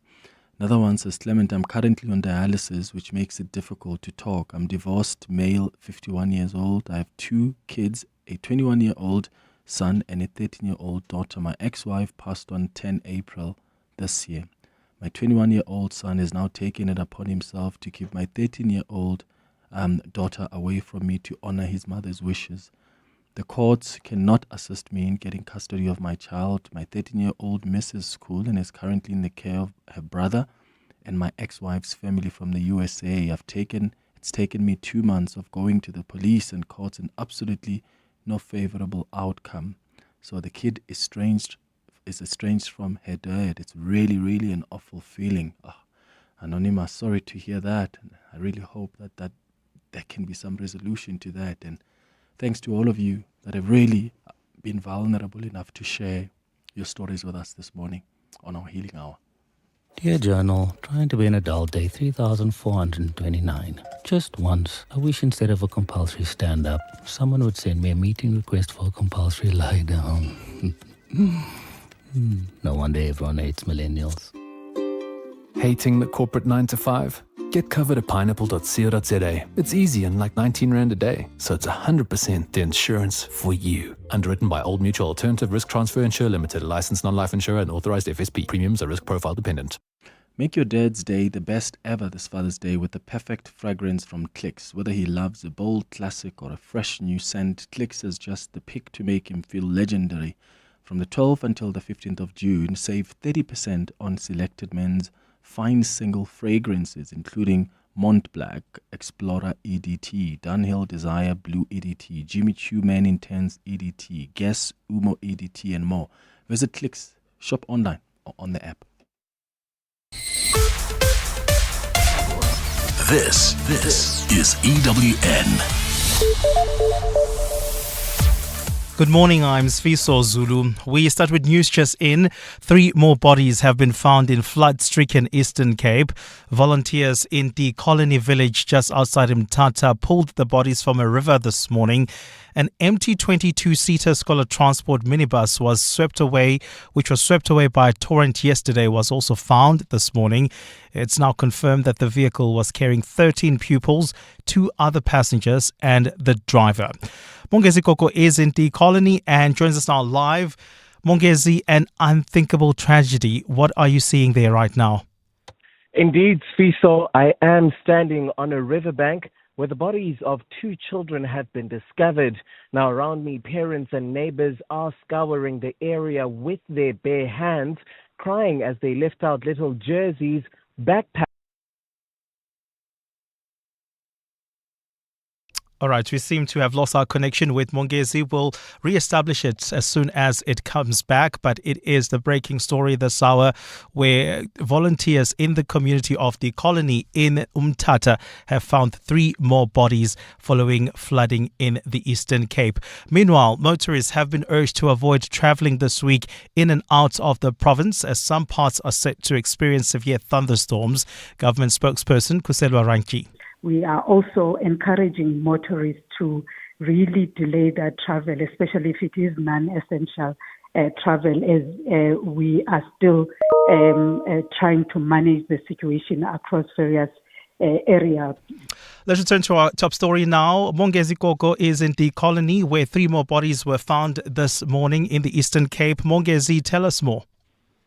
That's right, Sfiso. Now, what I must indicate indeed is that 2 of the people who are here are mothers of those children who were on that bus. Now, Sfiso, police forensic officials are now working to formally identify the bodies. Police search and rescue teams have also joined the community, deploying helicopters and dogs to sweep the river as it slowly recedes. Now, officials say that they fear there is a high chance that more remains will surface throughout the day. Mongezi Koko, Eyewitness News, reporting live from Mthatha in the Eastern Cape. President Cyril Ramaphosa is urging people in the country to practice caution during the inclement weather. Over 80 homes have been destroyed in different parts of KwaZulu-Natal due to the severe conditions. Presidency spokesperson Vincent Magwenya says the national, provincial and municipal authorities are on standby for any eventualities. These incidents and others that may unfold during winter highlights the need for South Africans to display caution, care and cooperation as the worst impacts of winter weather take effect across the country. Ekurhuleni Mayor Dr. Xhakaza is seeking legal advice from his lawyers regarding the legality of the council's decision to place the city manager on special leave. The council met yesterday to discuss whether the decision to put her on special leave should be reversed. The city manager was granted special leave 2 weeks ago, with the Metro citing legislation that prohibits individuals over the age of 65 from occupying senior positions. Her special leave is set to continue until her retirement date in August, but she is refusing to comply with it. Alfara Mushwana has more. The Ekurhuleni City Council is divided, with one half arguing that City Manager Imogen Mashazi's placement on special leave was unlawful, while another maintains that it was justified. Some in the City Council have told Eyewitness News that although the law prohibits her from holding the city manager position due to her age, the city may have made errors in the process involved in placing her on special leave. Ekurhuleni Mayor Dr. Xhakaza is seeking legal advice from his attorneys to assess the constitutionality of the decision and will report back to the City Council after receiving guidance from the legal team. In the meantime, Mashazi insists that a placement on special leave was unjustified. Alfa Ramshwana, Eyewitness News. And Elon Musk says he regrets some of his recent criticism of US President Donald Trump after their recent public falling out. Musk has posted on his social media platform today saying he went too far with some of the things he said. The billionaire's expression of regret comes days just after Trump threatened him with serious consequences if he sought to punish Republicans who vote for a controversial spending bill. Their blistering breakup, largely carried out on social media, was ignited by Musk's harsh criticism of Trump's so-called Big Beautiful Spending Bill, which is currently before Congress. Some lawmakers who were against the bill had called on Musk, one of the Republican Party's biggest financial backers in last year's election, to fund primary challenges against Republicans who voted for the legislation. Gold is trading at $3,335.84 an ounce. The rand is at 17.69 to the dollar, 23.86 to the pound, 20.20 to the euro. Brent crude oil is at $66.80 a barrel. In Tembisa, heading towards Pretoria, you can still expect about an hour delay on the R21 northbound between the R25 Papsfontein off-ramp and Olifantsfontein Road. This is due to roadwork, so if you are leaving OR Tambo International Airport heading towards Pretoria, rather use Pretoria Road. That's through the Kempton Park CBD, and then you can rejoin the R21 at Olifantsfontein Road. And in Amalgam, heading into the Joburg CBD, traffic remains sluggish on Main Reef Road. That's between Nasrec Road and the M2. A fine day in store for Gauteng. The temperatures will peak at highs between 11 and 14 degrees. The breaking story in EWN this hour: 3 more bodies have been found in flood-stricken Eastern Cape this morning. EWN, in touch, in tune and independent. For the latest, visit ewn.co.za or download the EWN app. Walk through history, walk with it. Sunday, 27 July, 7:02 Walk the Talk. Hosted by Freedom Park in the city of Tshwane. More on primemediaplus.com. You're with Clement Manyathela on 702. Let's Walk the Talk. Streaming on the Prime Media Plus app. DSTV channel 856. 92.7 and 106 FM.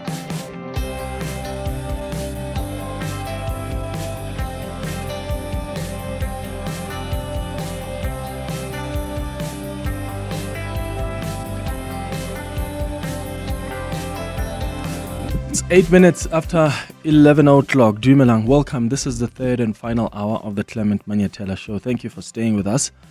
Really was difficult in the previous hour to be hearing such heartbreaking stories of family estrangement, people that have decided to isolate themselves from their families because of conflict, because of all sorts of things, toxicity, lack of support, betrayal. Some people are dealing with family members that have isolated themselves from them. Yeah, so just spare a thought for people who Because sometimes when you have a functional family, you take that for granted. Don't we? I think we often take for granted when you have a functional family. And by functional, I use that for lack of a better word, but you still have a relationship with your folks. It may not be perfect, but you still get along. There's still love. There's no hatred. You can still talk to your siblings. You can still talk to your cousins. And I think sometimes we take that for granted because we think it's a reality for everyone else. But some people would love to have that. But they're struggling. They've decided to walk away from their families. And for good reason, some of them, because that's what gives them peace. They don't want to be involved in that toxicity. And I really hope that whether you've called us or not on the Healing Hour today, I hope and I wish you the best in that journey of healing, that you can find peace, and where possible, and if it's what you're wishing for, that you can also find some way where there can be a resolution in that conflict. It's 10 minutes now after 11 o'clock, time for our Listener's Choice feature. Burning questions, insightful answers. Listener's Choice with Clement Manyathela. On our Listener's Choice feature today, we have been asked by one of our listeners to talk about déjà vu. Listener's Choice is an opportunity for you to co-curate the content of this show with us. So we decide all the time what we do on the show, but we've decided to do this feature from the first day I started doing the show, to dedicate every Wednesday at 11 o'clock to talking about what you want us to talk about. And yes, we do that on the open line every day, but this is a moment where you can say to us, talk about this and bring an expert to explain this to us. Or maybe you didn't discuss this further, or can you bring in somebody who can touch on this? How do you do that? You send an email on cm@702.co.za with whatever suggested topic you have. And then we'll get the relevant experts to come and explore that with us. Today, we're talking about déjà vu, because one of our listeners asked that we do this. It's a French term meaning already seen. You know that feeling of having experienced a present situation before, even though it may actually be new? It's quite a common phenomenon. How many of us have had the feeling that we've had the very same experience before? Maybe something that happens, or something you feel, something you see, or something you think, and then you see it and you think, I've been here before. Either I've dreamt about exactly the same thing, or I've lived this experience before. I've had many moments of that. And I wonder if you've experienced that yourself. 011-883-0702. I'd like you to give us a call to share your experience with us. And how have you rationalized it? The WhatsApp line is 072-702-1702. So I've invited two guests this morning who can talk to us about what really déjà vu is and how we can explain it in a cultural way, or African spirituality kind of understanding, but also just the neurological, the scientific way of understanding it. So we're going to start this conversation with Dr. Gwen Tonyani, who's a specialist psychiatrist, joining us on the line. And then I'm going to bring in Gogo Dineo Ndlanzi as well, who's a spiritual teacher. And if you've got any question for Dr. Tonyani or for Gogo Dineo Ndlanzi, give us a call or send a WhatsApp voice note. Dr. Tonyani, welcome to the show. Good morning. Good morning, and thank you for having me again, Clement. And good morning to the 702 listeners as well. Yeah, I'm going to start with you here. Maybe explain what déjà vu is from a, psychiatric or neurological point of view. I think the way you describe it, déjà vu, which is a French term for meaning already seen, it is a false sense that you have witnessed a situation before when you do have a memory that you haven't actually had it. So the brain is a network of neurons that use electrical activity. So maybe an easier way, maybe from a neurological point of view, it will be there's a glitch in the circuitry. Right, and that's how often it is described. But in psychiatry or in any medical model, we always look at any condition or any symptom from a biopsychosocial point of view. So it could be that there is another medical condition, a brain illness that is presenting with deja vu as a symptom or as a part of a syndrome. It could also be from a psychological point of view, a processing of information or encoding issue, right? And then from a cultural or a psychosocial model, we look at it as part of, it could be a gift, like an ancestral calling or a spiritual gift. So mainly from a biological point of view, it is usually something wrong with the electricity or the neurotransmitter or the anatomy or the physiology or the neurochemistry in the brain itself. Are there any known triggers, like, for instance, stress or fatigue or anxiety that can make deja vu, I suppose, occur more likely? Because this is a common phenomenon. I mean, research and some evidence-based medicine is talking about 70 to about 97% of normal human beings experience this. And because it's a fleeting thing, it is something that comes and it goes, most people don't report it and actually experience it as normal. I think the times that we patients present to us, if it is happening quite frequently and the intensity and it's presenting with other associated symptoms, then, we group it as more of a medical thing that we need to be concerned about.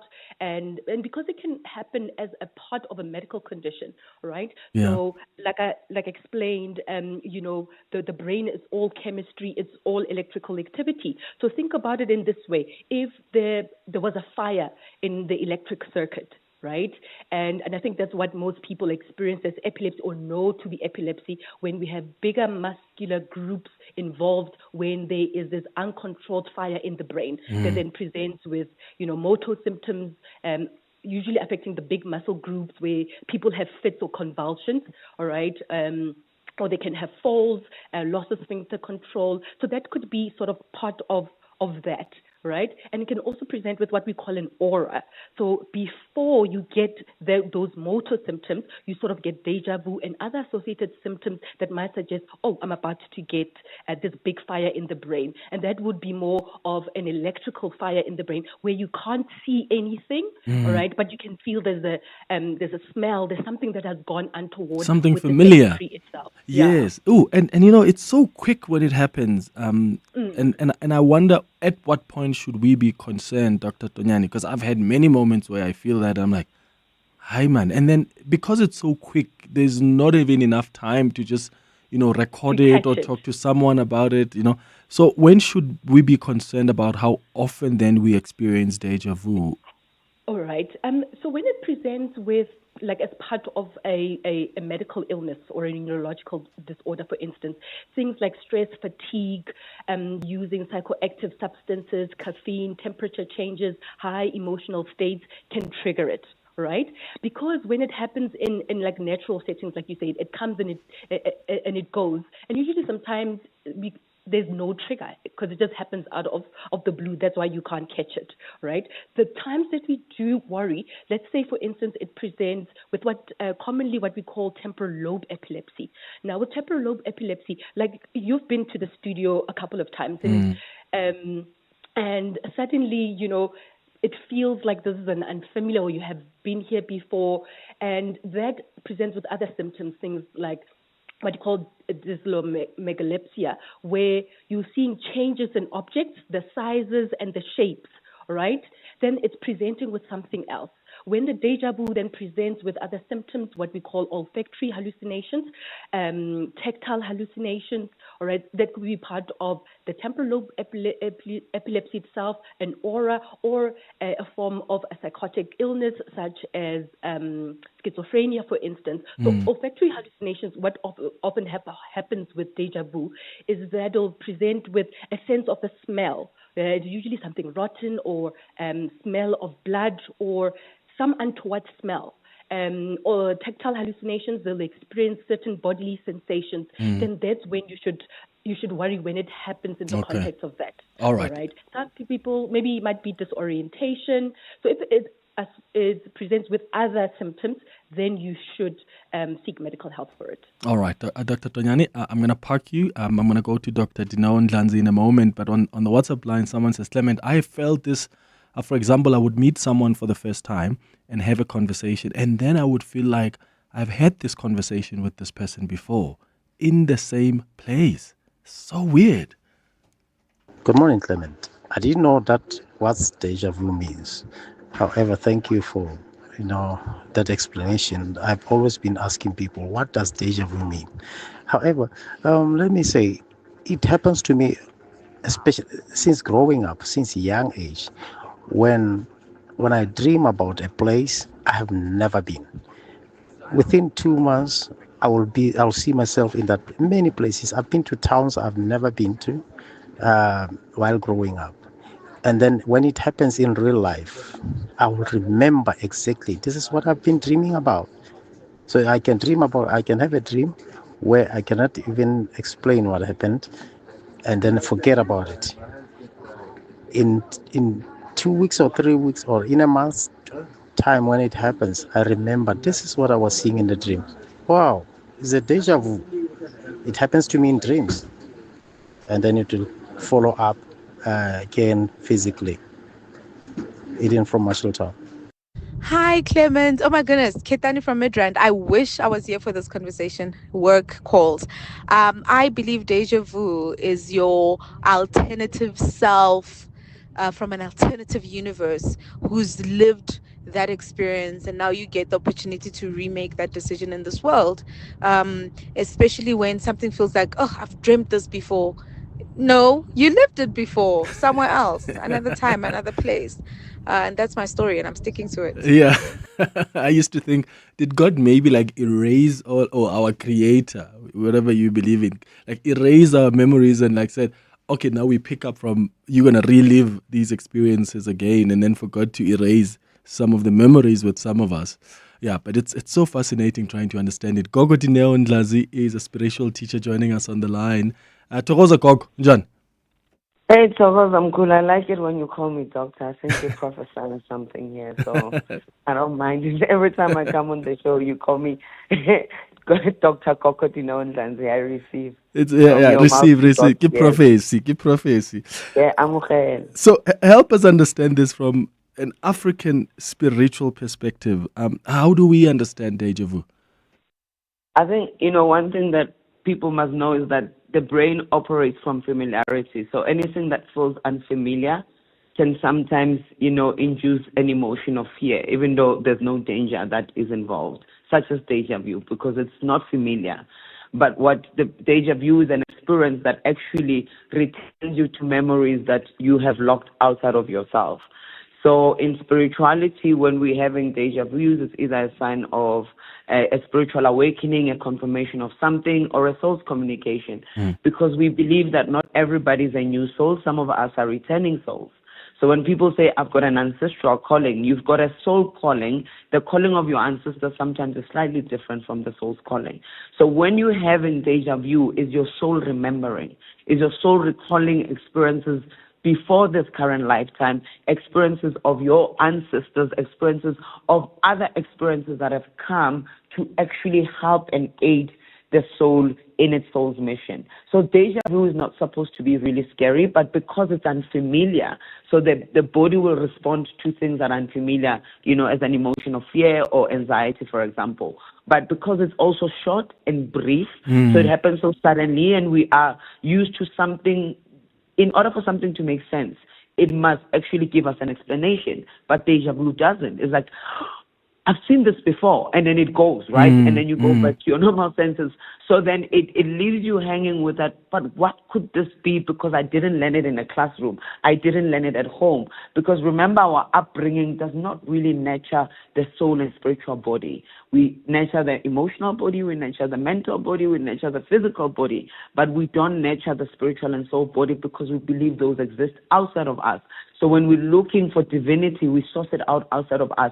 When the divine awakens in us and it starts to communicate through us, it becomes scary. And one of the communication forms of divine communicating is deja vu. You had a dream. I had a listener say, I had a dream. I forget about what I've dreamt about. But the spirit will remind you because it is important. Then you have a deja vu moment, right? I had another listener saying that it's an alternative part of us that is connected to the universe. No, it is a main part of you. You are a soul body. The soul is not physical, is not tangible. So how the soul reminds us of its existence is through experiences like déjà vu. Yeah.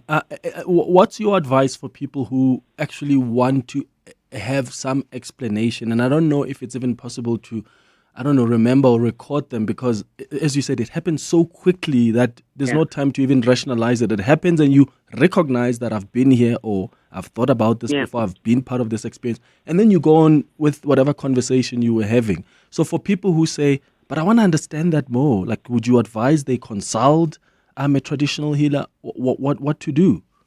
Yeah, we don't tend to the spiritual and the soul body that much.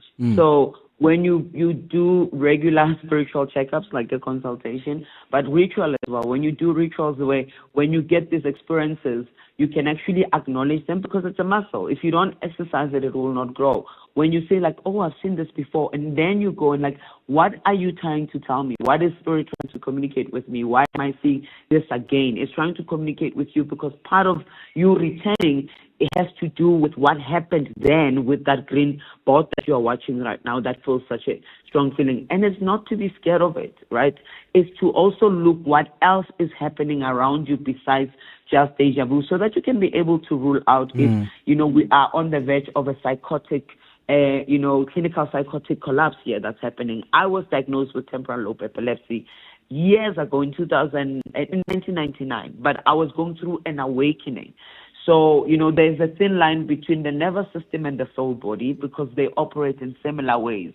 So when you can do rituals and normalize tendering to your spiritual health, then when you get these experiences, then you can realize, is it ancestors communicating? Is it my soul communicating? Because the problem is, again, like I said, Clement, we've given ancestors so much power. We've given power outside of ourselves, not realizing that, hey, ancestors don't have a body. So they don't come here to dictate and enforce their way of being. They've come actually and been assigned because we reincarnated or incarnated into the physical body with a mission at hand. That mission doesn't come from the ancestors.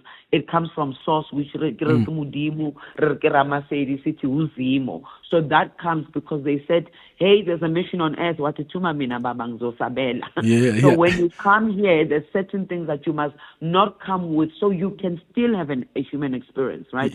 So you lock them out somewhere, and then you will recall them as needed, so you're not overwhelmed as a human floating on spiritual realms and ethers without really knowing how to actually have human relations as well. Yeah, listen to this. I got a message from a listener who says, hi, Clement. My son, who is 21 years now, once mentioned that he was married and had 2 daughters and a son.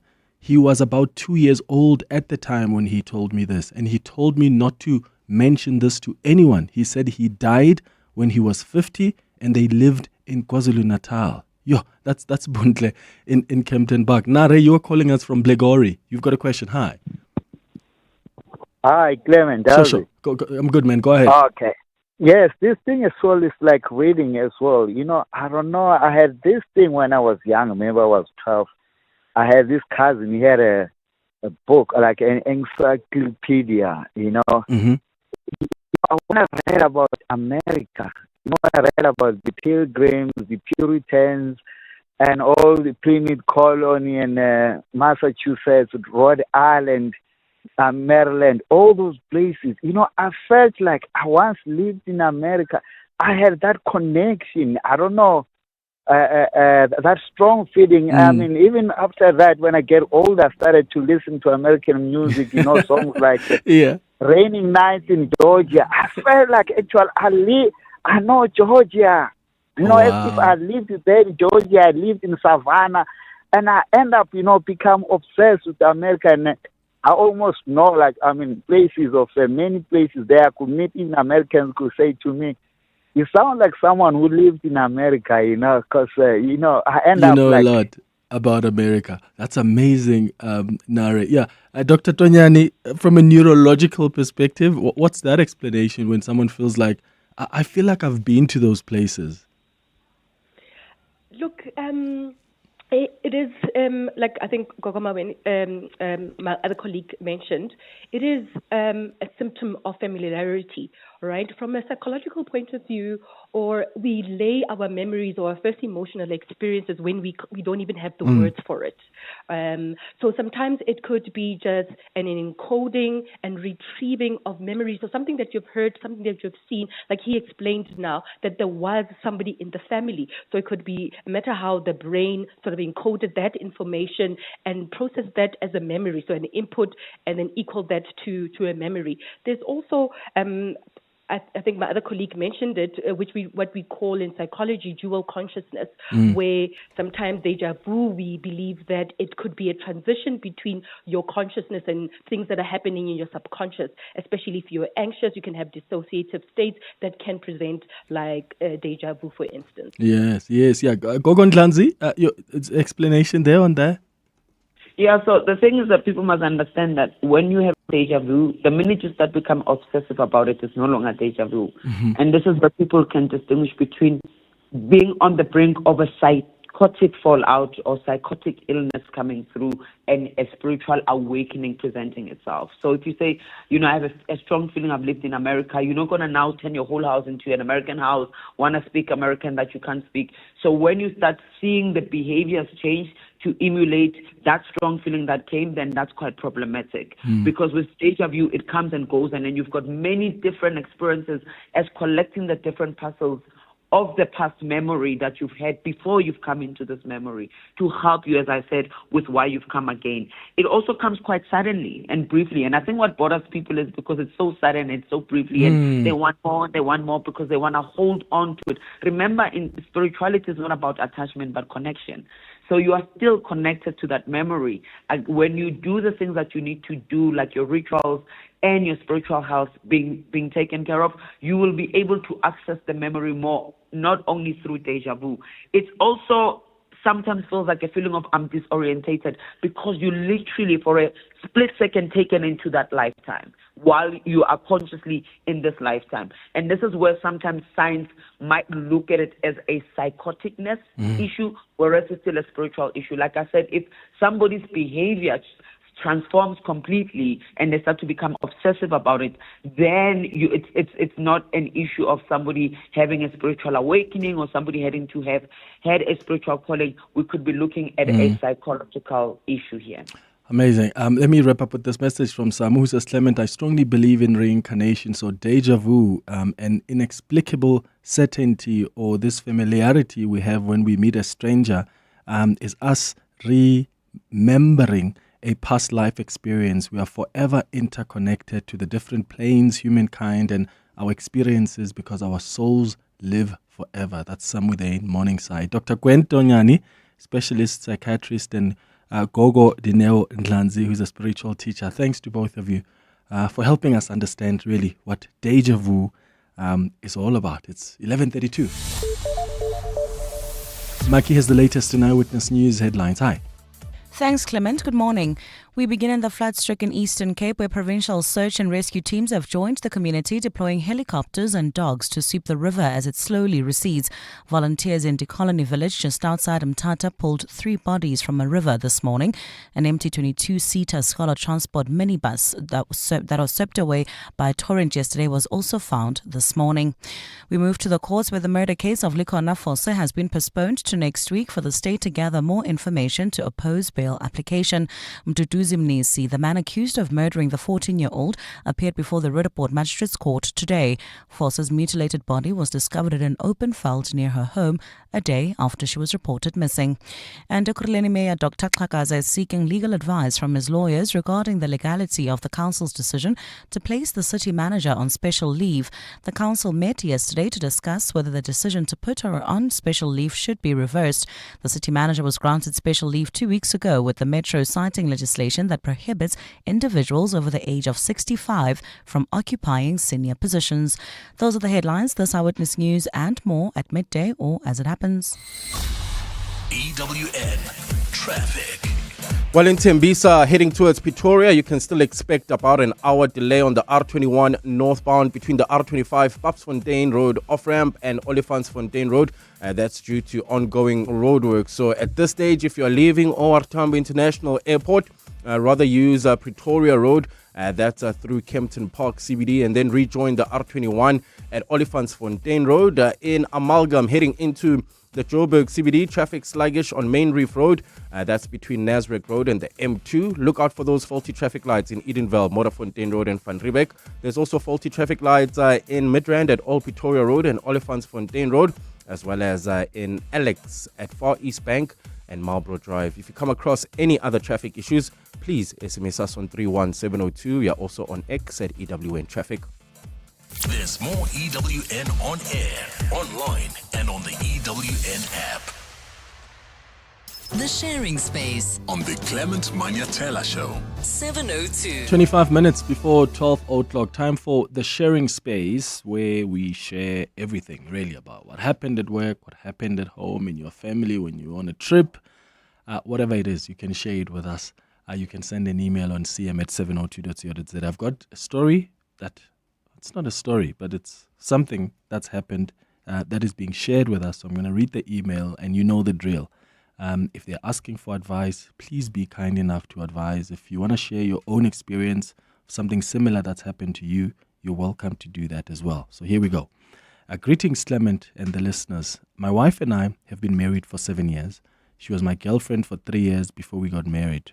In these years, she has become extremely close with my family and especially my parents. Earlier this year, my mom became very ill, and her illness left her struggling with her mobility. Both my wife and I were worried sick about my mom. We checked in on her daily in hospital, and we provided her with every need. My dad passed away 2 years ago, and my mom lives with my younger brother. My brother is young and always busy, so I decided that my mom needed to live with us so that I could take care of her. I didn't think this would be an issue for my wife, because we were both concerned about my mom. To my surprise, though, my wife refused to allow me to proceed with bringing my mom to live with us. We would obviously have a caregiver to help us during the week, but I didn't think taking care of my mom would be a burden for me and my wife. But my wife said it would be too much responsibility, and she said she would rather take my mom to a frail care facility. This has now become a big issue for us as a couple, because I'm adamant that my mom will live with us. How do I resolve this without causing a rift between my wife and I? That's the question. Any advice for Anonymous? What does he do? He wants the mom to come live with them. The wife says, that's going to be too much responsibility. Let's rather take her to a frail care facility. But he's insisting on it because the mom is not well.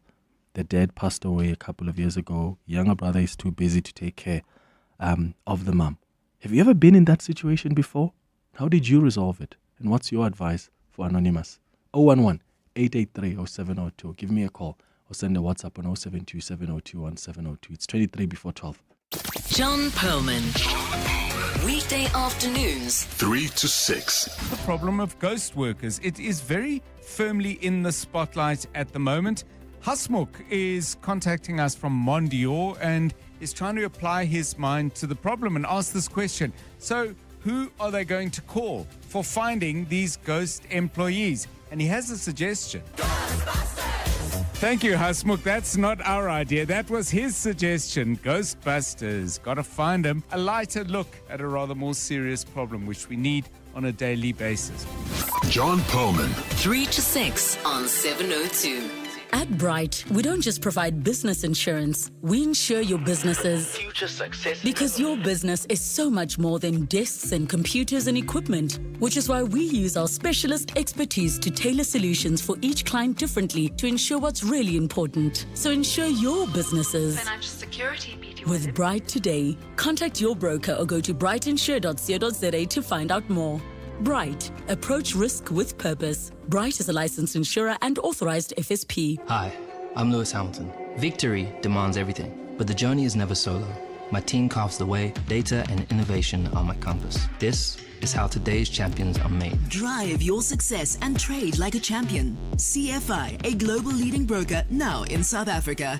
Access over 15,000 instruments, advanced trading tools, 24/7 support, and superior trading services. Visit cfi.trade today. CFI Financial is an authorized financial services provider. CFI, empower yourself. 77% of South Africans rely on themselves for decision-making around financial advice, while 12% trust relatives and friends as a reliable source. 702 and Momentum invite you to share the money moments that didn't go as planned.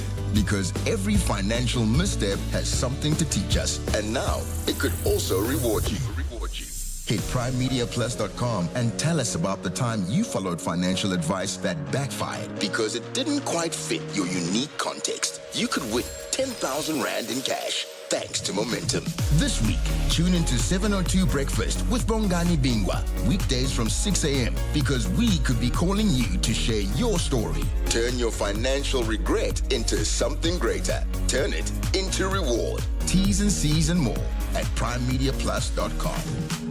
The Sharing Space on the Clement Manyathela Show. 702. 20 minutes before 12 o'clock. Temba, you calling from Rustenburg. Good morning. Good morning, Clement. Hi, how are you? Sure, brother. Go ahead. No, thanks, Clement. Thanks for the nice show. Thank you. So my comment would be just the topic in terms of the guy who would like to live with his mother. Mm-hmm. And the wife is having challenges with that in terms of additional work or burden.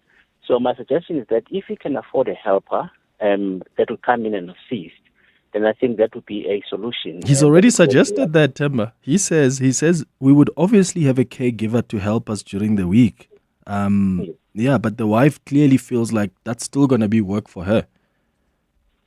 Yeah, I think then they need to get a third party to intervene, and then she needs to then be able to voice her challenges in detail, because I think the devil is in the detail. If there are no details and there's no third party to come and try and mediate the challenge, and I think they will not be able to find an amicable solution between the two of them. But Temba, if we're being honest here, if the mom does come to live with them, who is going to be the one that takes responsibility here? Like between this husband and the wife, who's likely to be the one that really takes care of the mom? Well, I guess it depends. I guess it depends on different circumstances for different people. So if the guy has got enough time on his hands, he's not that busy, he might be the one. But if the wife has got a little bit of time, she might be the one. If they are equally committed, in most cases, generally, yes, it would be the wife that would sort of like take those responsibilities. But as a wife, as a partner, let me not say as a wife, as a partner, right? Part of your commitment is actually to come through for the other partner in case of need.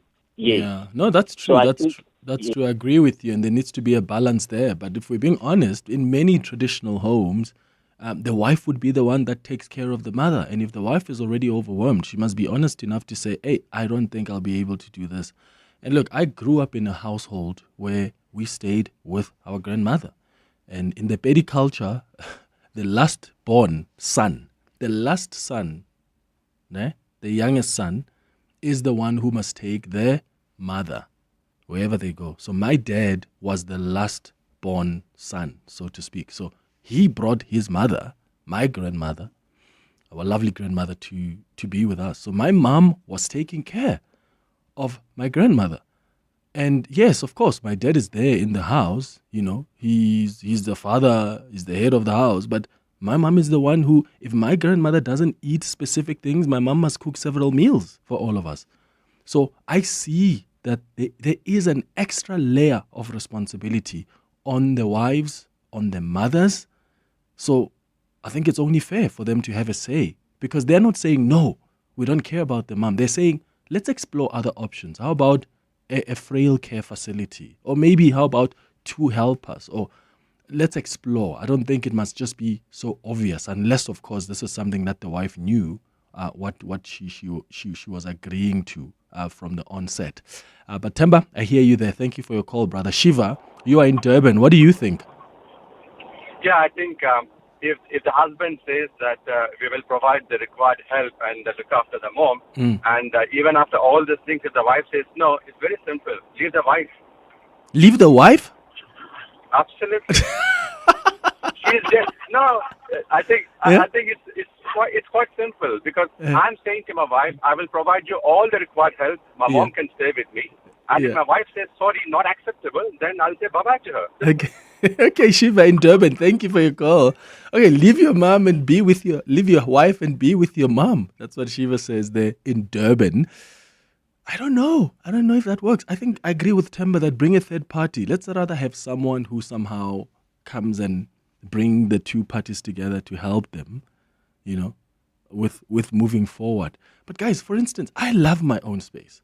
I really do love my own space. And I don't know how I would react if I was in the shoes of this wife or the husband, and maybe it was the wife. Let's say it's even the wife who says, I want to bring my mom. I don't know how I would feel. I mean, as much as I would love them, I don't know if I would want to go, okay, they stay with us. It's a tricky one. And that's why it's better to also bring in a third party who's able to help just broach that conversation. Joe, you're in Pretoria. What do you think?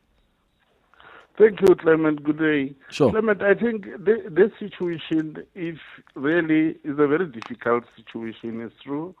But according to me, I would suggest to the guy that the life of the parent, as God has said or claimed that when you marry, you have to leave your parents behind and go and look for your own house.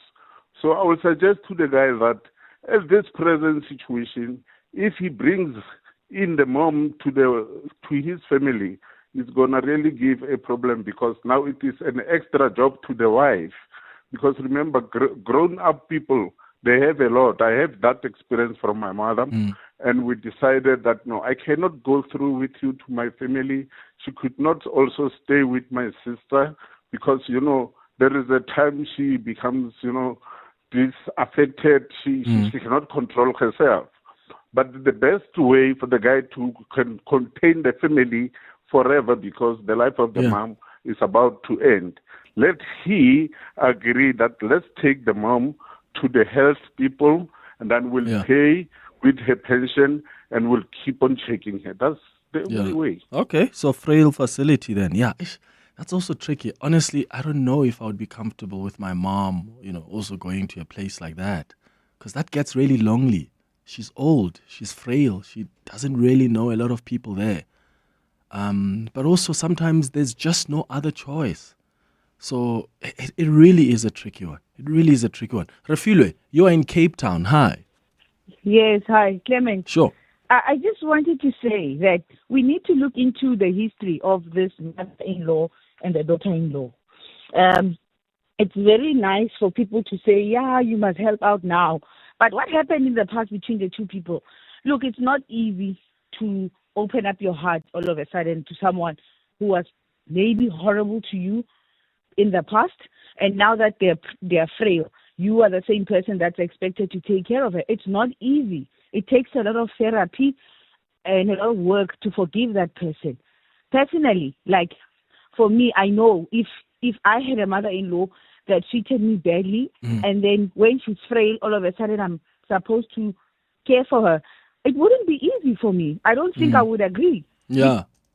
Even things that happened in the past, like let's say your son is cheating on me, and then you have a family meeting, and even in that meeting, instead of wanting to resolve issues, you've just made issues worse for me, and you support your son. A lot of issues myself over the years. Now I'm expected to switch over and accept you into my home. I don't think so, Clement. Yeah, except in this case, the wife apparently has a very close relationship with the mom. In this case, the wife herself loves the mom and they get along so well. It's just that the wife says, I just think this is going to be too much to bring her here. Here's a suggestion on the WhatsApp line. Someone says, Clement, can the helper not go and take care of the mom in her house where she currently lives? Isn't that the solution? Especially because our parents lately, they don't want to move, eh? They don't want to move, especially if they're still like your traditional parents. They still want to stay there in the villages or wherever. They love their homes that much. So how about we get a helper who is going to be there 24/7 taking care of the mom? Would that work? 12 before 12. Dear Journal, trying to be an adult, day 3247. My financial advisor asked if I was expecting any inheritance. I said, I don't have a trust fund, but I trust that funds will find their way to my bank account. he was not amused. Recently removed from the family payroll? Get covered at pineapple.co.za. It's like 570 Rand a month, so it's 100% the insurance for you. Underwritten by Old Mutual Alternative Risk Transfer Insurer Limited, licensed non-life insurer and authorized FSP. Premiums are risk profile dependent. Foxfest deals are back. Get a free upgrade to the Polo Vivo Life when you buy a new Polo Vivo and pay 0% deposit. Get more features at no extra cost. Buy it now and only pay 3 months later. Offer valid only through Volkswagen Financial Services. Looking for something sportier? The stylish T-Cross is yours from just 399,900 Rand. These Foxfest deals won't last. Visit your nearest dealer today or visit vw.co.za. In 2024, Nedbank Business Ignite on 702 gave away 200,000 Rand to one extraordinary small business that dared to reinvent, expand, and shake things up. What I wanted now is that I wanted to start to manufacture my own emulsion, but the cost behind that, it was very huge. And then also through the 702, I was able to be given the money and also the exposure. I saw the 702 lenders coming, they bought the paint, people who were painting people's houses. It helps us actually in terms of improving our cash flow, and then a lot of money that we also got from this project, and then we were able to invest it. And then I can safely say that this accelerated the division of our emulsion. In 2025, that small business owner could be you. So, if you're an SME that dares to disrupt the industry, enter on igniteyourbusiness.co.za for Nedbank Business Ignite on 702. T's and C's apply. Nedbank, an authorized FSP and registered credit provider. The Sharing Space On the Clement Manyathela Show. 702. 10 minutes before 12 o'clock, Ilona and Tabo, I see you. I'll come to your calls in a moment. Let's start with some WhatsApp voice notes. Yeah, this voice note is about the anonymous asking for advice. That man will be riddled with guilt if his mother does not live with them the day the mother passes. They can find a solution. No judgment. I understand how complicated it is for the wife as well. But her husband will be riddled with guilt after the mom passes, and it will not end well. Anonymous from Joburg. Good morning, Clement. In all honesty, we are living in borrowed time, and we need to make use of the time that we have with our loved ones. Looking back, so I lost my mom when I was in my second year, and when I lost her, like I had just came back from varsity and I only spent a week with her, and I always look back and say thank God for granting me that week with my mom, because I didn't know that on Friday she would wake up and collapse and she'd be gone. So I'd rather Anonymous stays with his mom for the time that God has given them together. Hi, Clement. I think what most of us don't understand is how daunting it can be to look after a sick person, whether they are old or young, because most of us are not trained to deal with the situation and the conditions. So it can be very emotionally draining. You are not mentally trained and emotionally trained and prepared for all that. So honestly, I think it's only fair to take them to a facility where people are trained to do that. Because if you look at it, the wife will be the one mostly doing the work than the husband. So I think it's only fair, unless if they get a full-time helper, then that is fine. Yeah, Tabo, you are on the road. Good morning. Hey, Tabo. Tabo, I will come back to Tabo. Ilona, you are calling from Edenvale. Good morning. Morning, Clement. How are you all? I'm good, thank you. Wonderful. Clement, it's a loaded question, but I think the gentleman needs to consider the fact that he married the woman that he loved. And although he's going to spend the rest of his life with her, they both love his mom. But I'm speaking from a perspective of where I know how difficult it is to look after an elderly, frail person. It is time-consuming. You haven't got the skills to do it, and then there will always be a consequence between you and your husband. Let him put his mom in a frail care center. He will always have regrets. I mean, as we all know, as we get older and your parents die, there are always, more often than not, there are always regrets. He loved his wife loves him. They both love his mom. Put her in a frail care center where she can get the care that she needs, where they can go and spend time with her, quality time, but then go back to their own space and spend time with each other. To take a frail person into your own home, it is very, very challenging, and it's more disruptive than we all appreciate, Clement. The guy just put your mom in a frail care center. It doesn't mean that you love her less. It means you care for her. That's all I need to say. So speak to your wife. I totally sympathize with the wife. I empathize with them both. But it is not easy. It really isn't easy. So Clement, the gentleman, put your mom in a frail care center. You don't love her less. You love your wife more. You respect your wife. Just do, but keep peace. Keep peace. Yeah, Ilona in Edenvale. Thank you. Good morning, Clement and the listeners. To some extent, the man was right to take his mother because there was no one to look after his mother when she was sick. So I disagree with his wife to say, no, we can't live with your mom. We must arrange and take your mom to a frail care. I think that is not good. What if she was his mom? If she was her mom, did he decided to say, no, let's take my mom to the frail care? I just want to hear that. Thank you so much. Anonymous from Pretoria North. Hey, Clemmy. I think Anonymous must sober up in his head. I know it's his mother, and it's normal for him to judge the wife. Let's suppose she agrees to please him, and when the mother is here, she cannot cope. She knows her capacity. You know, it's not about her just accepting it just to be a good wife. We've got to be realistic. We've got to look at it from both sides, because if the mother comes and she doesn't do a good job, he would have forgotten that, she did say she will not cope. I think it's very easy for him to conclude that it's my mother and things must be done this way. And I know probably in his boots, I'd feel the same way. But he must take stock and count up to 10 and be sober about it. Benny here in Albertine. Good morning, Clement. Yeah, beautiful show as always. Anonymous, this is where your relationship will be tested during hard times. Anyway, my advice is leave your mom at her home and find that caregiver. There are full-time caregivers who can look after her while she stays in her home if you're not comfortable with them. Care facilities and so forth and so forth.